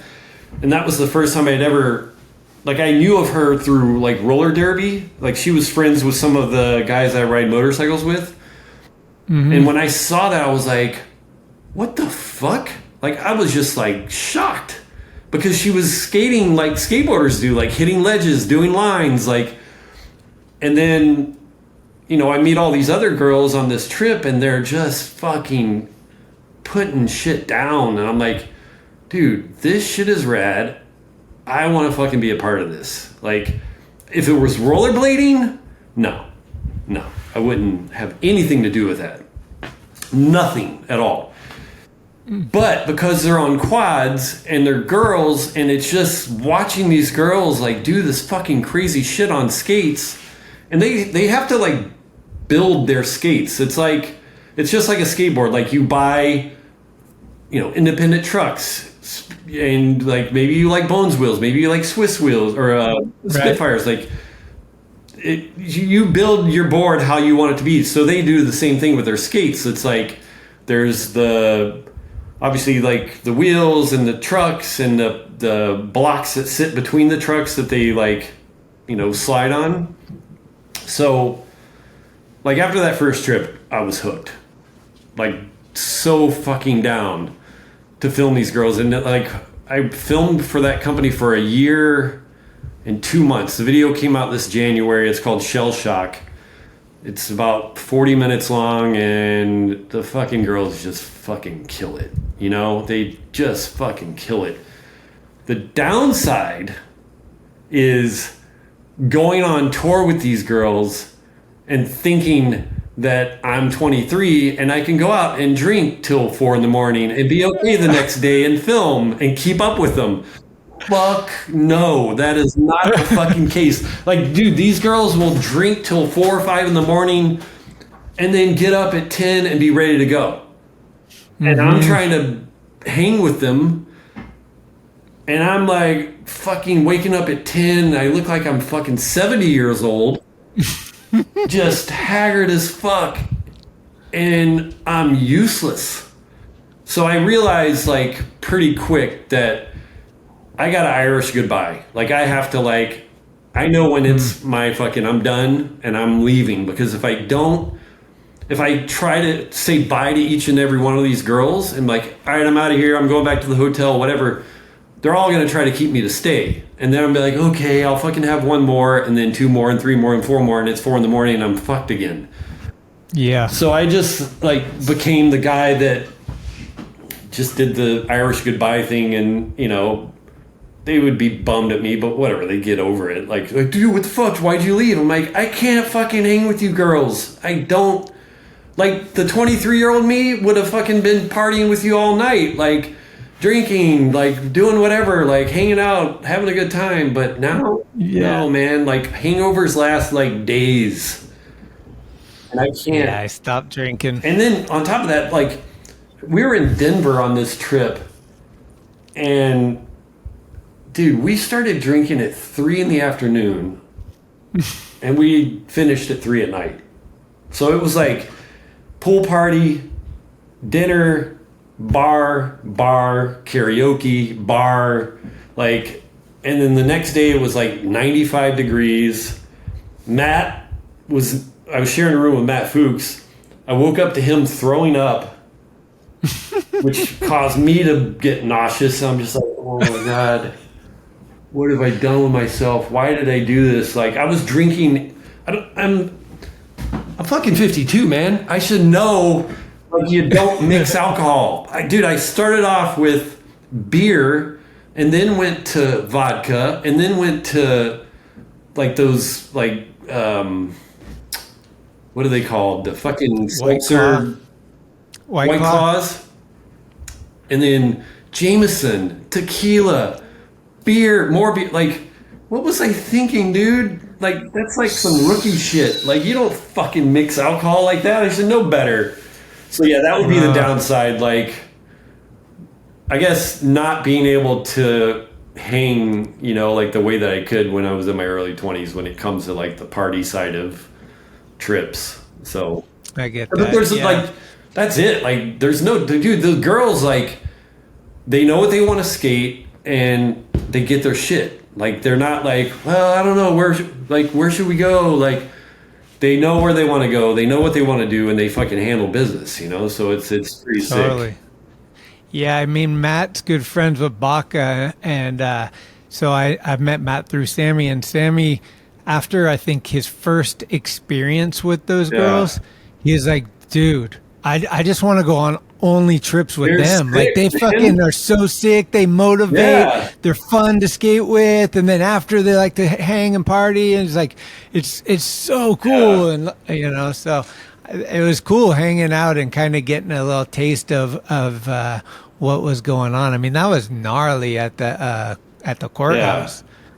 It's like, well, dude, that's just one thing. There's so many gnarly things that each girl fucking brings to the table. Like, each one has their, like, different styles, and like they skate different shit. Like, you have some girls that skate rails and some girls that skate gaps and some girls that are like technical, like your Brandon Beeble. Like, this girl Ava, she went to SF with us and she was wearing a 4-in-1 shirt because her dad grew up skating, like skateboarding, in the, I think it was like the late 90s, early 2000s. So we go to Pier 7, and then, dude, she starts fucking banging all these fucking rad, like, Manny tricks. Like, I'm like, what the fuck? This chick, she wears big ass pants like Beeble, you know? Like, dude, she's like, I think she's 18, 19 years old or something like that, but she's so fucking sick. Like, how she skates and how, like, she knows about, like, you know, hip hop in the 90s because of her father, and I don't know, it's rad. Like, but they all have the thing that they like to skate, whether it's ledges or manual pads or rails or gaps or whatever, you know. So, and there's a girl, Jamlin, that kind of like is a ATV, like she can skate transition, you know, really well, and she fucks with everything else. So she's got last part in the video. She skates to hot for teacher. Oh, she's sometimes a substitute teacher. You don't need rights for We didn't get rights for anything.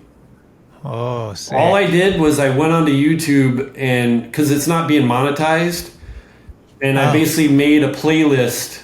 I made, like, put all the music that's in the video and just put photos so it would be like something to see. Upload it to my YouTube, and then the only thing that got flagged was like 2 songs, but it got flagged in like Russia or something, some Eastern European small little country. So it's like the music, if you watch it and you live in that city, then you're not going to hear that song. But everywhere else, it's fine. Like, so that's how you check. Like, I'm sure there's other ways to do it, but that's basically what I did, was laid out all the music in order of the video and then just ran pictures of random shit, like nothing really. Yeah. And then publish it, and then, you know. How long do you give it? Oh, it'll tell you instantly, like, whether something gets flagged or not.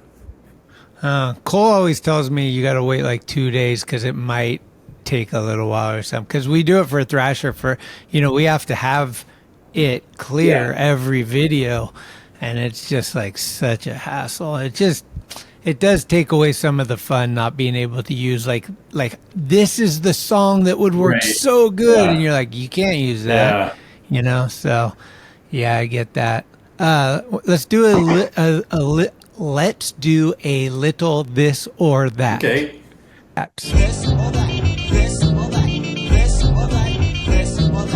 Yep. Okay. It always starts with Sammy Baca's favorite. Sammy started this, and then I just carried it on. But ice cream or pie? Ice cream all day. Goofy or regs? Regular. Film or video? Fuck. That's a tough one. Because I do like film. Just gonna have to say video because of the cost. There's no cost to it. With film, you have to pay for it to be developed and transferred and then get it color graded. And, you know, with video, you can just plug in that hard drive and boom, boom, boom, done. 60-40 on that one. 60 video, 40 film. Because I love filming with my Super 8. I have a 16 as well, so... rails or stairs? I'm going to say rails. Dog or cat? Greyhounds, to be exact. You want to see my dog? Or I have 4 actually. Yeah, come here. They're all laying down, but this is Alfredo. Oh, This is Alfredo. Right here. This is the famous honeybee. Looky, who's that? I mean, I guess I could kind of show you. You want to go on a little tour? Yeah, let's check it out. There's... Shit, this is weird. Ah. There's 3 of them. That's Colin Robinson on the floor. This is Monday and Alfredo, and then there's another one in our bedroom. Where is she? There she is, laying down. Ah. That's Mabel.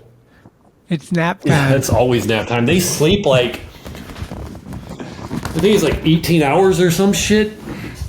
It's crazy. It's so crazy. I'm like, dude, the dog's always sleeping. My wife's like, that's what they do. Yeah, yeah.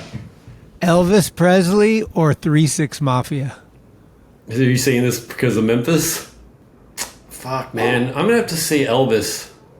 I used to have an Elvis shirt as a kid. I have a photo of me on my phone that has, I'm wearing an Elvis shirt. Like, I'm probably 6. This is going to take too long. I don't want... You could just send it to me and I can put it in right there. Okay.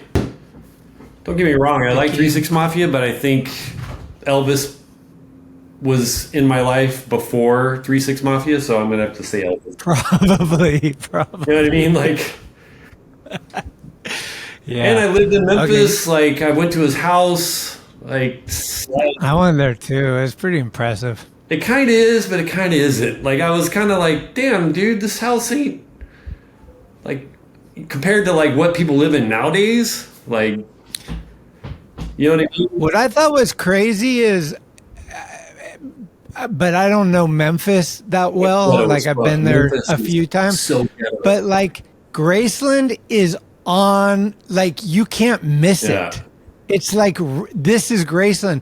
Like... If you go to try to find like Oprah's house or something, you got to go in the cuts and like just to find the fortress. Right. But Elvis's fortress is right on the main street. It's like, there it is. And so I was always tripping on that it was so accessible, like so right there. But maybe those were simpler times. Yeah, sure. I don't know.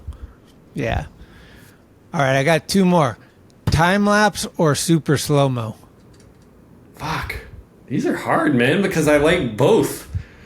Like, I love doing time lapses, but I also like super slow-mo. I'm going to say time lapses because you can get a lot more creative with time lapses. Meaning, you know, shooting time lapses at night and having the freaking light trails or like time lapses of the stars and the stars. That one gets me. I love a good star lapse. Yeah. It's like I have a time lapse reel that I made because there was like a time when I was working for Element that I got really into doing time lapses, and like I was mounting my camera with like a suction mount onto the side of the van, doing a time lapse so you could see the front wheel like turning and like Oh, on yeah. top of the van and like putting it on plain windows. Like this is before like GoPros and shit. So I mean, not before GoPros, but before, because I always use a 7D, like a Canon 7D, like a DSLR, and I would do the photos, right? So I would shoot a photo with an intervalometer, shoot a photo. Like if I was shooting the sky, if I was doing a time lapse of the clouds, it would be like a frame every 10 seconds or whatever. But then the night stuff, I would do like a 2 or 3 second exposure and then shoot a frame every 2 seconds. So when you're driving, you would get all those like crazy like light trails and like stuff like that. But whenever we have the opportunity to go somewhere where there's a lot of stars, I'm like, I'm time lapsing for sure. I think I was at Jason's and I was driving home, and somehow I don't know if someone texted me or whatever, but they're like, "Hey, Milky Way is visible tonight." Oh shit! And they're like, "Go to the lighthouse. It's super dark." So I just went to and I shot the Milky Way, like kind of accidental. Yeah. And it was the best. Like I kind of nailed it. Like, and I was like, I didn't even like what? Like this just like it kind of fell on my lap. And after that, I was just like, I don't know. Joe Brook does it a lot too. Yeah. And him and I are good friends. And it's like if you go camping, it's just like put it over there for like, you know, it's, I don't know. It's super neat. Yeah. It's also like the thing that's not automatic, right? Where like we live in this Instagram world where like, take the photo. Is that good? No, take another one. Is that good? Whereas a time lapse, you're just like, no, it's whatever you get, that's what you get. Yeah. It's kind of like film in that way. Intervalometer either. But then Kurt Deanda told me about, he's the one that kind of showed me how to do it with a DSLR and like actually shoot photos and then bring it into QuickTime and then make that into a movie, and it basically does everything for you. So it's cool. Thanks, Kurt.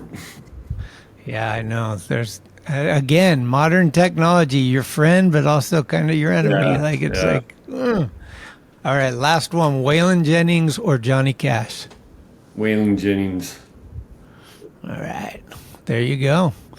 I thought you were gonna say Waylon Jennings or Willie Nelson, dude. I get that shit so much. Yesterday at the Formula Drift, 3 people within the first hour, like, "Oh my god, you look like Willie Nelson." I'm like, "Fuck, man."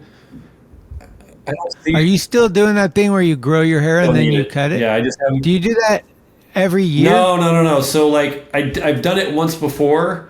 The last time I like grew my hair out, and that was, I cut it off in 2017, and then I basically ran like the short, like go to a barber, like the high and tight, parted on the side, like, and I did that for about a year and a half. And then in 2018, I basically was like, I'm going to grow my hair back out and like donate it. But this time I just keep, I'll do it eventually. And it's like, because you have to donate, I think it's a minimum of 12 inches to Wigs for Kids. And then I think Locks of Love does 10 inches. So this time I wanted to grow it out long enough to where when I cut off the amount to donate, I'll still have like long hair and I'll still be able to like run the braids. So right now it's like down to my ass. Damn. Yeah. It's the longest I've ever grown my hair out. Like I've never ever like grown it out that long. So I keep telling myself, okay, I'm going to do it this month. And then I just don't do it. So, but eventually I'm going to donate, part of it to either Wigs for Kids or Locks of Love. How often are you pulling the cardboard box out for breakdancing? What do you mean? Yeah, do you breakdance? I breakdance at weddings. Only weddings, yeah. Yeah, I only breakdance at weddings. And freestyle? Do you pull the freestyle? I haven't done any freestyle rapping in a while. Actually, I take that back. I was in the back of a truck in Mexico City with the crew from Fox, like my buddy Ryan Marcus and the photographer. and I don't know what it was, but I just started rapping, like talking about back of a truck in Mexico or whatever. And my friend Ryan was filming me on the phone. I didn't know that he was filming me. And I'm like, oh my God, dude, I'm never doing that again. It was fucking terrible. I used to do that all the time. When drinking is just like, and then some. But I was sober. We were like, we were filming. Like I wasn't drunk. I just started fucking. Well, sober, at least it probably makes more sense. Like you're at least kind of thinking. Like drunk, you're just like, I went to the truck and I took a piss. You're like, wait, what? Exactly. So true or false, you actually shit your pants filming Nick Garcia? I've shit my pants twice. The first time, yeah, I shit my pants in Vegas filming Nick because the night before we had pho at this spot. And then that morning I woke up and I was like, something's not right. Like I feel fucking nauseous. And I went downstairs and ate at a fucking casino breakfast buffet, which probably didn't help the situation. And I remember going out to the van and I told everybody in the van, I'm like, I'll be shocked if I can make it through the day without either throwing up or shitting my pants. And as I said that, I'm like, oh God. And I had to run back in and take a shit. So then like we went to this ditch spot that Nick was trying to get this trick at like 2 days prior. And we're sitting there. I was like, Oliver Barton was like shooting photos. He was like probably 10 feet, next to me. And I looked at him, I'm like, no, what happened? Oh, so I was sitting on the concrete filming Nick and my stomach started grumbling. And I'm like, oh, fuck. And I kind of like did one of these, leaned over. And I fucking thought I was going to fart. And it was full-blown fucking shit. And I'm like, fuck. And Nick's trying this fucking trick. And he was getting so pissed off like 2 days prior. I'm like, all right, I'm not going to break his like concentration by telling him I just shit my pants. I don't want to fuck up his flow, so I'm like, fuck it. I'm just going to deal with it. This is like what I'm thinking. And I look at Oliver and I'm like, I just shit my pants. Like, what? I'm like, I just shit my pants. Don't say anything because I don't want to fucking like fuck up Nick's concentration. So then probably 30 minutes, I'm sitting in my own shit for 30 fucking minutes, dude. And Nick does his trick. And he comes over like every skater. They want to see the clip. And I'm like, show him the clip. He's like, fuck yeah, dude, you filmed that so good. I'm like, cool. I shit my pants like 30 minutes ago and I've just been stewing in it because I didn't want to fucking break your concentration. So I crawl underneath this bridge that's like really low. It was like an overpass, but it's super low. It was like I had to duck to get under it. Off with the socks, off with the pants, off with the underwear. Oh. Used my socks to fucking clean up the mess that I had. Left the socks and the underwear and the fucking overpass and was like, all right, take me back to the hotel. I'm done. I can't shit my pants again. Second time, last April in Paris, woke up, went to get coffee. It's about 10-15 minute walk to the coffee place. No sign of any sort of like stomach ache or anything. I'm just like a normal day walking to the coffee shop by myself. Walking back, stop. I'm like, oh, I gotta fart, shit my pants.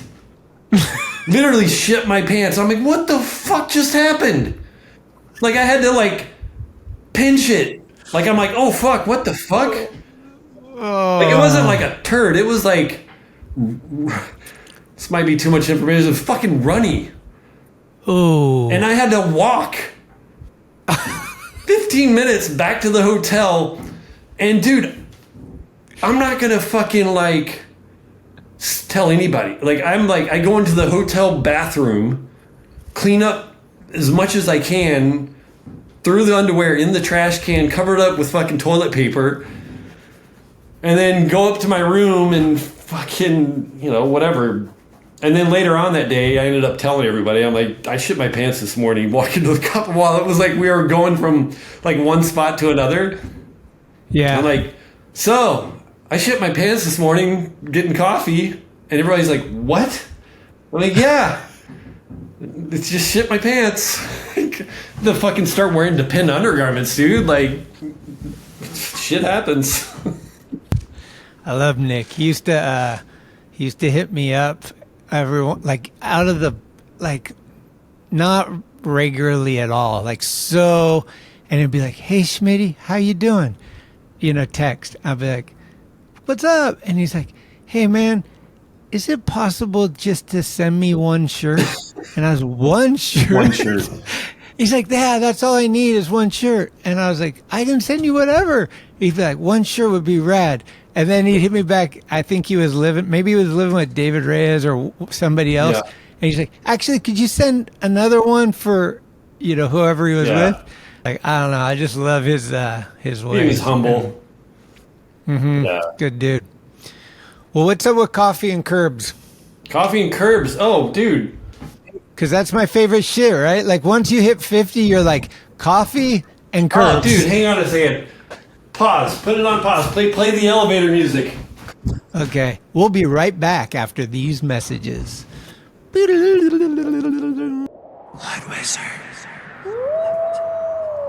Blood Wizard. Blood Wizard. Blood Wizard!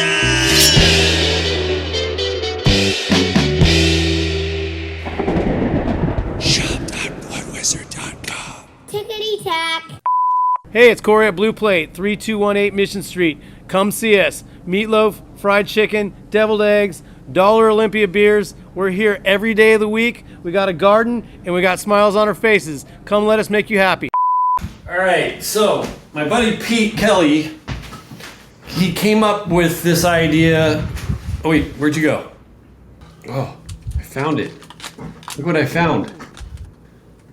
Damn. That's the Elvis shirt that I was talking about. Yeah. Or wait, I can see it says Elvis. What's in the circle? Is that a picture That's of him? Elvis. Oh, yeah. Okay, now I see it. Yeah, that was me as a kid, and then my girlfriends. I had two girlfriends, Amanda and Mary Frances. Oh. First girl I kissed. Actually, both of those girls were the first girls I kissed. Like I kissed Amanda, and I think that she ran and told her friend, and then she wanted me to kiss. I don't know. Not important. You better leave this shit in here. Don't be this is negative or not. This is life. First two kisses So Amanda lived on the phone. Her grandmother lived next door to me in Memphis, and her and I became friends. And then me and Mary Frances, I think, lived up the street, and then she was good friends with Amanda, and then whatever. So, yeah, that was the Elvis shirt that I was talking about. Can you call either one of those today? I am friends with both of them on Facebook. What the fuck is that? So, coffee and curbs. Coffee and curbs. Let's get My it. buddy Pete, like he's a friend of mine that is from Jersey that I met, as a kid, known each other forever. Like he still fucking rips. Like he's fucking insanely good and lives in Pensacola. Loves coffee. Came up with the idea, or I think it was actually this guy Tommy that came up with the idea to do coffee and curbs on like a Sunday. So it was like every Sunday, meet at a curb, skate with your friends, have a good time, do some slappies, have some coffee, bring some donuts, whatever, and just fucking have a good time. So Pete, Tommy, and my other friend Doug would do these coffee and curb sessions on Sundays. And, me being 2,000 miles away, I'm fucking jealous as fuck because I'm not skating with my friends. So then they build this fucking massive skate park, and now they do a coffee and curbs at the skate park every Sunday. So Pete linked up with this artist who owns her own coffee shop, brews, like basically makes her own coffee, like does everything from start to finish, gets the beans, roasts the beans, does everything. Yeah. So they did coffee beans. Whoa. Yeah, so there's this one. This is dark roast. It's dark chocolate, cocoa, and cherries. That's like they got nose grind. These are the beans. And then there's Slappy, which is a medium roast. Uh-huh. And then there's Ollie. Oh. And then he's doing a collab with me. It's it's called Red Curb Coffee or something. So it's like, we haven't figured out the like flavors and whatnot, but so yeah, like all these are for sale. Like he sells them on his site. It's just Coffee and Curbs, I believe, is like coffee and then the letter N, curbs.com. So they have a bunch of like, shirts and coffee mugs, and they sell the coffee on there. So cool. Kind of just did a little advertisement for him, so he'll be stoked. I think that's kind of like, I don't know. But I can send you some of this. Do you drink coffee? Yes. Do you like have like everything? Yeah, but do you like beans or do you like not beans? Because I have some like that's ground down and some that's like coffee beans. Either way, I have a grinder and I have, obviously, if they're already ground. I'm not totally sure. My friends do what you're talking about. And I always thought that if you're not going to use it right away, that it was better to keep it in beans and put it in the freezer. I keep these in the freezer. But he told me, he's like, that's just an urban myth. Oh, is he's it? like, I don't think, I don't know. He said that. And so it's my 50 plus years of hearing that versus him telling me that's an urban myth. So I don't know what's real, but I've always done that. Like if it's ground, I'll use it. And if it's not ground, because I got like a little, I got some coffee. Yeah. Well, I want to send you a couple of bags then. That'd be sick. Yeah. Yeah. That's cool. We have a little advertiser my friend does. It's called Oro Coffee. Okay. And now, a word from our sponsor, Oro Coffee. That's some damn good coffee. And they are here locally in San Francisco. And I don't think they're married, but his partner, his girl, is from Ethiopia. Oh, sick. So they have like Ethiopian blends Wow. and stuff, which is super smooth. Yeah, the lady that runs this coffee shop in Florida in Pensacola, he introduced me to her, and then basically like she showed me like everything, like showed me how everything's done and where she gets her beans from and all this other stuff, and I was like, fuck, this is rad. And she's like, it's actually really good coffee, man. Like, I'm not like a coffee snob, but it's like, it doesn't get you too spracked out. Like the first time I ever drank, what is that fucking coffee in Portland?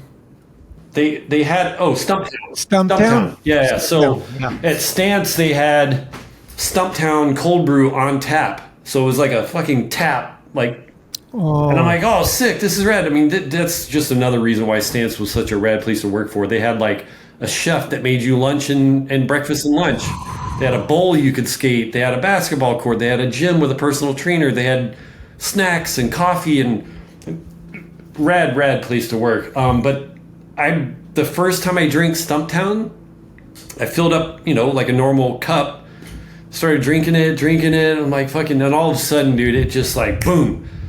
And I was like, fucking just jittering, Anxiety felt all attack. crazy, and was like just pounding water to like dilute it. And I tried skating the bowl, and I couldn't even fucking focus on what I was doing. I was like so spracked out, and I was like, I can't fuck with Stumptown, man. It's just too strong. Like, well, you just got to do little. Yeah, exactly. That's how my local is Phil's. It's like right down the street, and I go there. And I used to get a large because that's what I would get like at Starbucks or Pete's or wherever I'd get my coffee. And then I found this place. And is it a chain? When I stopped drinking. Because they just opened one in Carlsbad. No, literally like right down the street from where I live. Oh, it's so good. It's my favorite, but I only can drink a small. Yeah. Like a small is perfect because I was like drinking larges and I'd be like, I'd go to work and I would be like, I can't even edit. Yeah. Like my brain is a mess right now. Yeah, that's the way it was when I drank that Stumptown. I'm like, fuck that stuff, man. That's like liquid crack. When I stopped drinking alcohol, I kind of wanted that shot feeling, right? Where like you drink a shot of Jaeger or whiskey or whatever, and it's like, kind of like that. And so I always wanted, I don't know if this was coincidence, but I put in my brain as this was the reasoning, is when I stopped drinking, I replaced it with the coffee that was like that kind of bitter. Like I don't want it smooth. If it was no cream, no sugar, has to be black and has to kind of be a bite. And so like that first sip, you're like, I'm up, okay, you know? And so that's how I drink it. But dude, that's the first thing. You want to end it maybe with like a, do you have a good Pea Stone story? Man, you said you were working with him early on in the videos or something like that. Yeah, I edited his first video. That was like, I think I met him through Andy Mack, because he lived at Andy's. Yeah. That's when I was like working for STV, but I was also working for like Ozzy Alvarez's company, like Human and Enemy, and so you know, I would always like film with Andy Mack because at the warehouse they had a vert ramp that Andy would skate, and I think that's how I met Pea Stone, was through Andy Mack. And then Andy told me that he was working on a video, but he didn't know how to edit. I'm like, oh dude, I'll fucking edit his video, you know? So him and I started hanging out. Like he would like link up with me when I would link up with Andy, so it would be the three of us.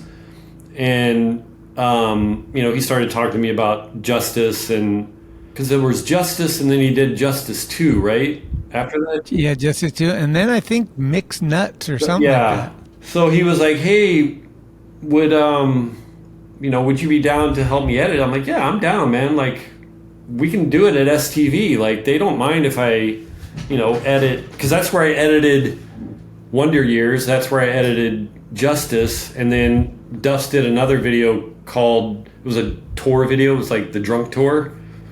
And I edited that there. So they didn't care as long as it didn't interfere with, what I was doing for them.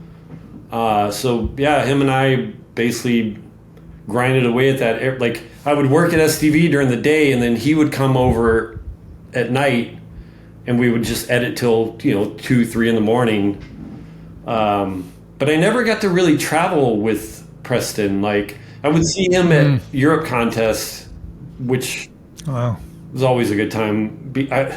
We were on a boat in Prague. You know how they have like those boat tours or whatever? Yeah. It was like every person that was on it was a skater during that time. So I just remember him and I like hanging out, drinking beers, and just talking about, how fucking crazy it is that we're both, grown-ass men in Europe right now getting paid to do what we love to do. And it's like film skateboarding and skate and hang out with your friends and drink beer. Like, we're both like got these like mugs of beer, and we're just on this boat in Prague.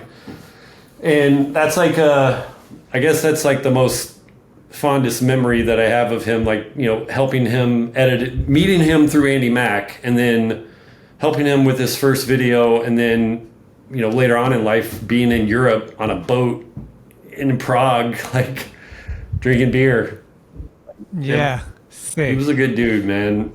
Super good. Yeah, I miss him a lot. Yeah, he was a solid dude, man. Rest in peace. For sure. We didn't even get to it, but quickly, I guess, is there a way to describe didn't you do something pretty sick recently with National Geographic, like Alaska or somewhere up in the ocean or something? No, it was for Sony Cine. It was I got linked up with this girl, Tanya, who worked for Ari, but then got an offer for at Sony. So then she basically like wanted me to kind of start. She's like, I want you to get rid of your red and start filming with Sony's. And I'm like, I don't know, man. I'm kind of like used to my red. Like, she's like, what if I give you a camera? So she gave me the FX9, this thing. The monster. So she gave me this camera, and she's like, I'll give you a camera, just create some content for us.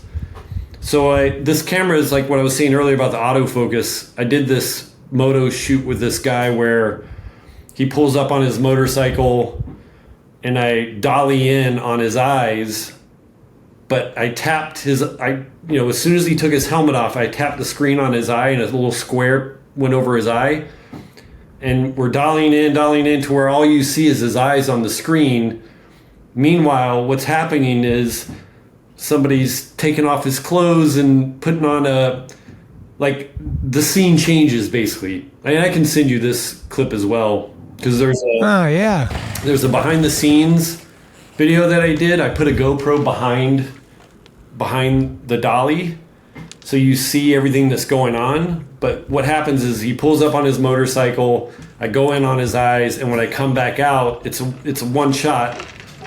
The background's changed. He's now at a keyboard playing music because he's a dirt bike rider, but he also has a big history in his family with both dirt bikes and music. Like his great grandfather was like a jazz musician or something like that. So he got into making music. So I posted that video on I gave that to Sony Cine's Instagram. I gave it to that girl Tanya, and they posted it on their Instagram, and it just fucking blew up. Like 1.7 million views. It got spread throughout the fucking cinema world, So I was like, it outshined. It did better than the Top Gun behind the scenes, which was all shot on Sony cameras, like the new Top Gun. And that's what they were really starting to promote. But that video that I did with, the FX9 that she gave me, so it got 1.7 million views and got spread all over the world. So then she asked me if I wanted to go to Europe to film behind the scenes for Gran Turismo, the race car. There was a gamer that became a race car driver because he was really good at the game or something like that. Oh, shit. So me and Ted Newsom went there and did the behind the scenes, and then she started to kind of reach out to us as a team to do interviews with DPs and directors, and we're always using obviously Sony cameras. And then she asked if we wanted to go to Australia to film these wildlife, they're basically wildlife cinematographers and photographers. It's this couple, and we went to film them filming the right whales with this new camera that Sony put out called the Piranha. And so we basically were there for, I think it was a week, maybe a little bit longer. And dude, I fucking was in this little boat, with a little 3-man raft with these two guys, and this baby right whale comes up to the boat, literally, I'm standing in this boat, and this 30-foot. I think that's what I saw. 30-foot fucking baby right whale is I'm looking at it, and it's got its eye out of the water, and it's looking up at me, and my heart is pounding because I'm scared as fuck because I don't know if this thing's gonna flip the fucking raft over, and the guy that's driving the boat's trying to he doesn't want to start the motor because it might catch the whale, so he starts paddling. And I see him starting to he was cool, but I could tell that he was starting to stress because you don't know what this whale's gonna do, and it's fucking the size of a bus, whatever. And that was, so Ted and I went and did a behind the scenes of them using that camera and shooting, as much as we could of the right whales. But a lot of the footage that you see in that behind the scenes edit is from that new camera that they just put out. Damn. But yeah, that was really fucking cool. By far one of the coolest things I've ever been a part of, that and the behind the scenes of the Gran Turismo, just seeing how because they shot a lot of the stuff in camera. They didn't use CGI or special effects or anything like that. They did for certain things, but all the racing scenes, they mounted 3 cameras to the hood and a camera inside, and then there was a little pod, so the actor looked like he was driving, but there's a pod on top of the car that actually had somebody driving the car. and these cars go like 140 miles an hour on this track. That's what they did for adolescents too. Yeah, because I saw that part where they're driving. I'm like, how the fuck are they like? How is this happening? And then they showed in the thing. There's a guy up on top doing the actual driving. Yeah, so they had a Lamborghini that was like rigged with one of those things, and then I don't know. It was that was the first time I've ever really been on like any sort of major motion picture set. So it was really cool to like, you know, be a part of that. So, you know. Yeah, dude, that's rad. I love. I think I saw. I don't know if it was like Instagram thing or something, but I saw something and I was like, oh, that looks. Because Greg Hunt went to like Alaska or something and did some crazy shit up there too. And I'm just like, that stuff to me is exactly what I dream of. Except for I don't think I have the balls to be out on the ocean. Like I think I would get motion sickness or something. Like there was like one time where I was like on the boat. We got to the dock at like 4 a.m. and there was a time where I was like, I kind of felt it coming on, but I powered through it. I was like, okay, just relax. Like, you're going to be fine. Like, because I'd never been on a boat that far out in the fucking ocean. You know what I mean? Yeah. So crazy. But it was a really cool thing to be a part of, you know? And it's like I tell my wife all the time. She's like, how do you know that guy? I'm like, skateboarding. Yeah. You know? It brings us back to why it's so great. Sure. It's just provided us all these stories, all the people, everything. It's amazing. I mean, me and you skateboarding. That's how we met each other and stuff. So, and now we just had a 3-hour conversation about all kinds of stuff. It's like, yeah, I don't know what I'd be doing with my life if I would have never gotten that skateboard for Christmas. I probably would have never picked up a video camera, and I would have never I didn't know what the fuck I was going to do with my life. No clue. I don't know what the fuck I'd be doing with my life who knows, man. I probably wouldn't be in California. I'd probably still be in Florida. Like, yeah, I don't know. But I'm glad that I did get that skateboard. I'm glad I did pick up a camera because like, that's what ultimately like became a career that I didn't know was going to be a career. I just was filming because I like filming my friends. And I still fucking love skating. I'm working on a part to release on Christmas Day because it marks my 40 years of skating this Christmas. Oh, shit. Yeah, so I'm going to do I want to do something with that board that I showed you in the beginning, the Verifone. Oh, yeah. Mm-hmm. Because I did this skit when I got it with Brad Pitt, like it was like not like, you know, the movie Seven when he's all, what's in the box? And I did this like skit where I pretended to be talking to Brad. I'm like, hang on a second, Brad, I'm opening the box right now. Like, that's something else I can send you. But so I think my part's going to open with that. And then I'm going to try to get a clip on that board. And hopefully it won't break, and then that'll, you know, start off the part. But sick, dude. Hey, see, we got like some people call it Peter Pan syndrome or whatever people want to call it. Forever young, you know, like. But it's like, yeah, you look in the mirror and you see one thing, but what you feel is something different. And Jake used to always say like he loved to surround himself with young people because it helped him feel young. And I don't see anything wrong with it. I write, dude, on every sheet of grip tape, I write Fountain of Youth on my grip tape. Yeah, because it's like, dude, whenever I go back home to Pensacola to visit my friends, like, and they all meet up at the skate park at 8 o'clock, and all of a sudden we're like 17 again. You know what I mean? Like, we've known each other since we were 14, 15 years old. But when I skate with those guys, it's just like no time has passed. Like, we're all in our 50s, but we all get that same like energy and that same like hype, like to like hype each other up and like, dude, you got this, like, get it, like, let's fucking, you know, let's get this. So it's like, I fucking love skateboarding, man. It seriously is like,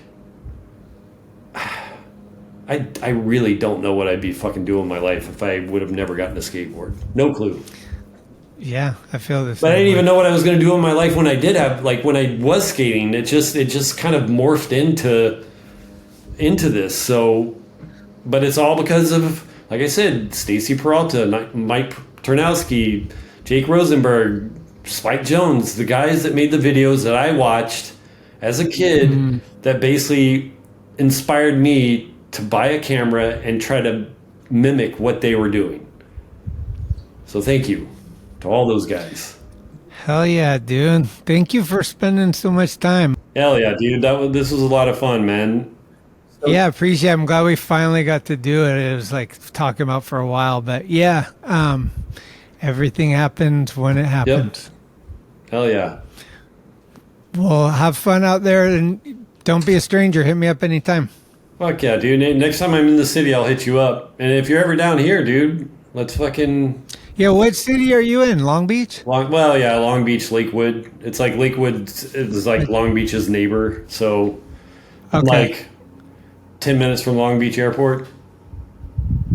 You ever see Leo Romero in the wild? No. I used to. When me and Bradford lived together, I would always see him. But no, I don't see him that often. I mean, dude, he's got a lot of shit going on. He's got the band that he's in, obviously skating, and yeah, the kid rips.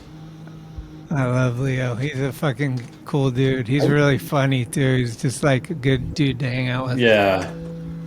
I really don't do much of any kind of hanging out. I just chill with my dogs and my wife and skate whenever I can, and then film, edit. That's about the story of my life. It sounds familiar. Yeah, exactly. Dude, thanks so much, Schmitty, for having me, dude. It was a pleasure. And now, a word from our sponsor, Oro Coffee. That's some damn good coffee. Order 1 or 6 bags at orocoffeeroasters.com. Y'all like music? Because you're listening to SMFM.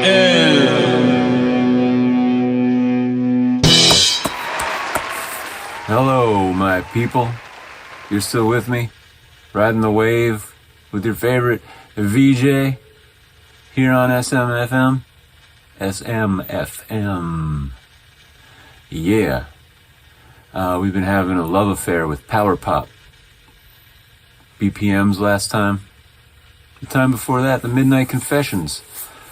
Well, folks, we're going to break up this Power Pop love affair with some of the crustiest, crust-bustin' blast masters that British Columbia, Vancouver, has to offer.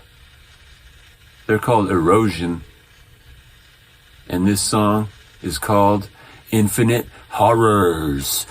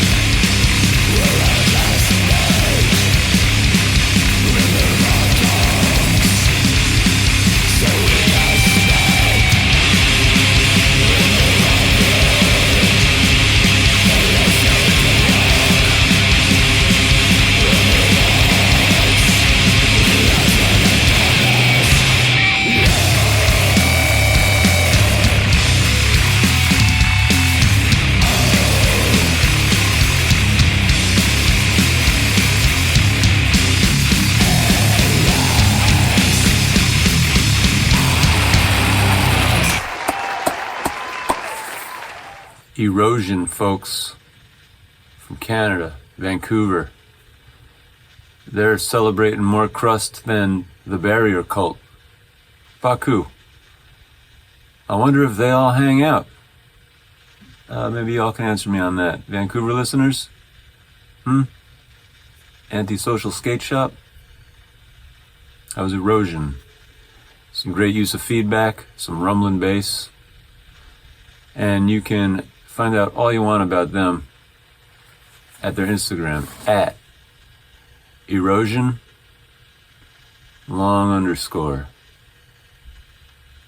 Very cool. Shout out to Andrew Lange. That was a good talk. I was at a Crocker Amazon contest. He and I were going at it in the bowl many, many years ago. Nice kid. Ripper. The judges at that contest were Joey Terche and Karma. I think I even got top something. Andrew got top something. Hey, you skating Crocker Amazon. You're on the top. Alright? And I'll see you at the bottom next time on SMFM.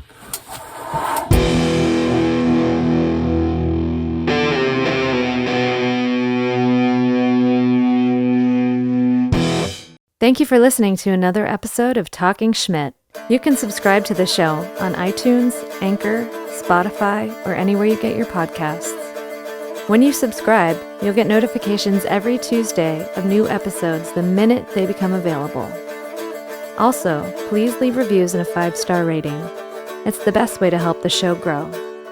All of the episodes will always remain free, but if you would like to help support the show, you can do so at TalkingSchmidt.com, where you can pick up some merchandise like t-shirts, beanies, hats, and stickers. The website has an entire archive of all of the episodes, with extra photos and videos. Email us with any suggestions, comments, or ways that the show may have improved your life at talkingschmidt@gmail.com. All interviews are conducted, edited, and produced by Schmitty. The intro music is Mary's Cross by the band Nature. A very special shout-out goes to the executive director, Cheryl Camisa. Shout out. Love it! This is Talking Schmidt, where the Rolodex is deep, but the conversation is deeper. Keep the wheels greased.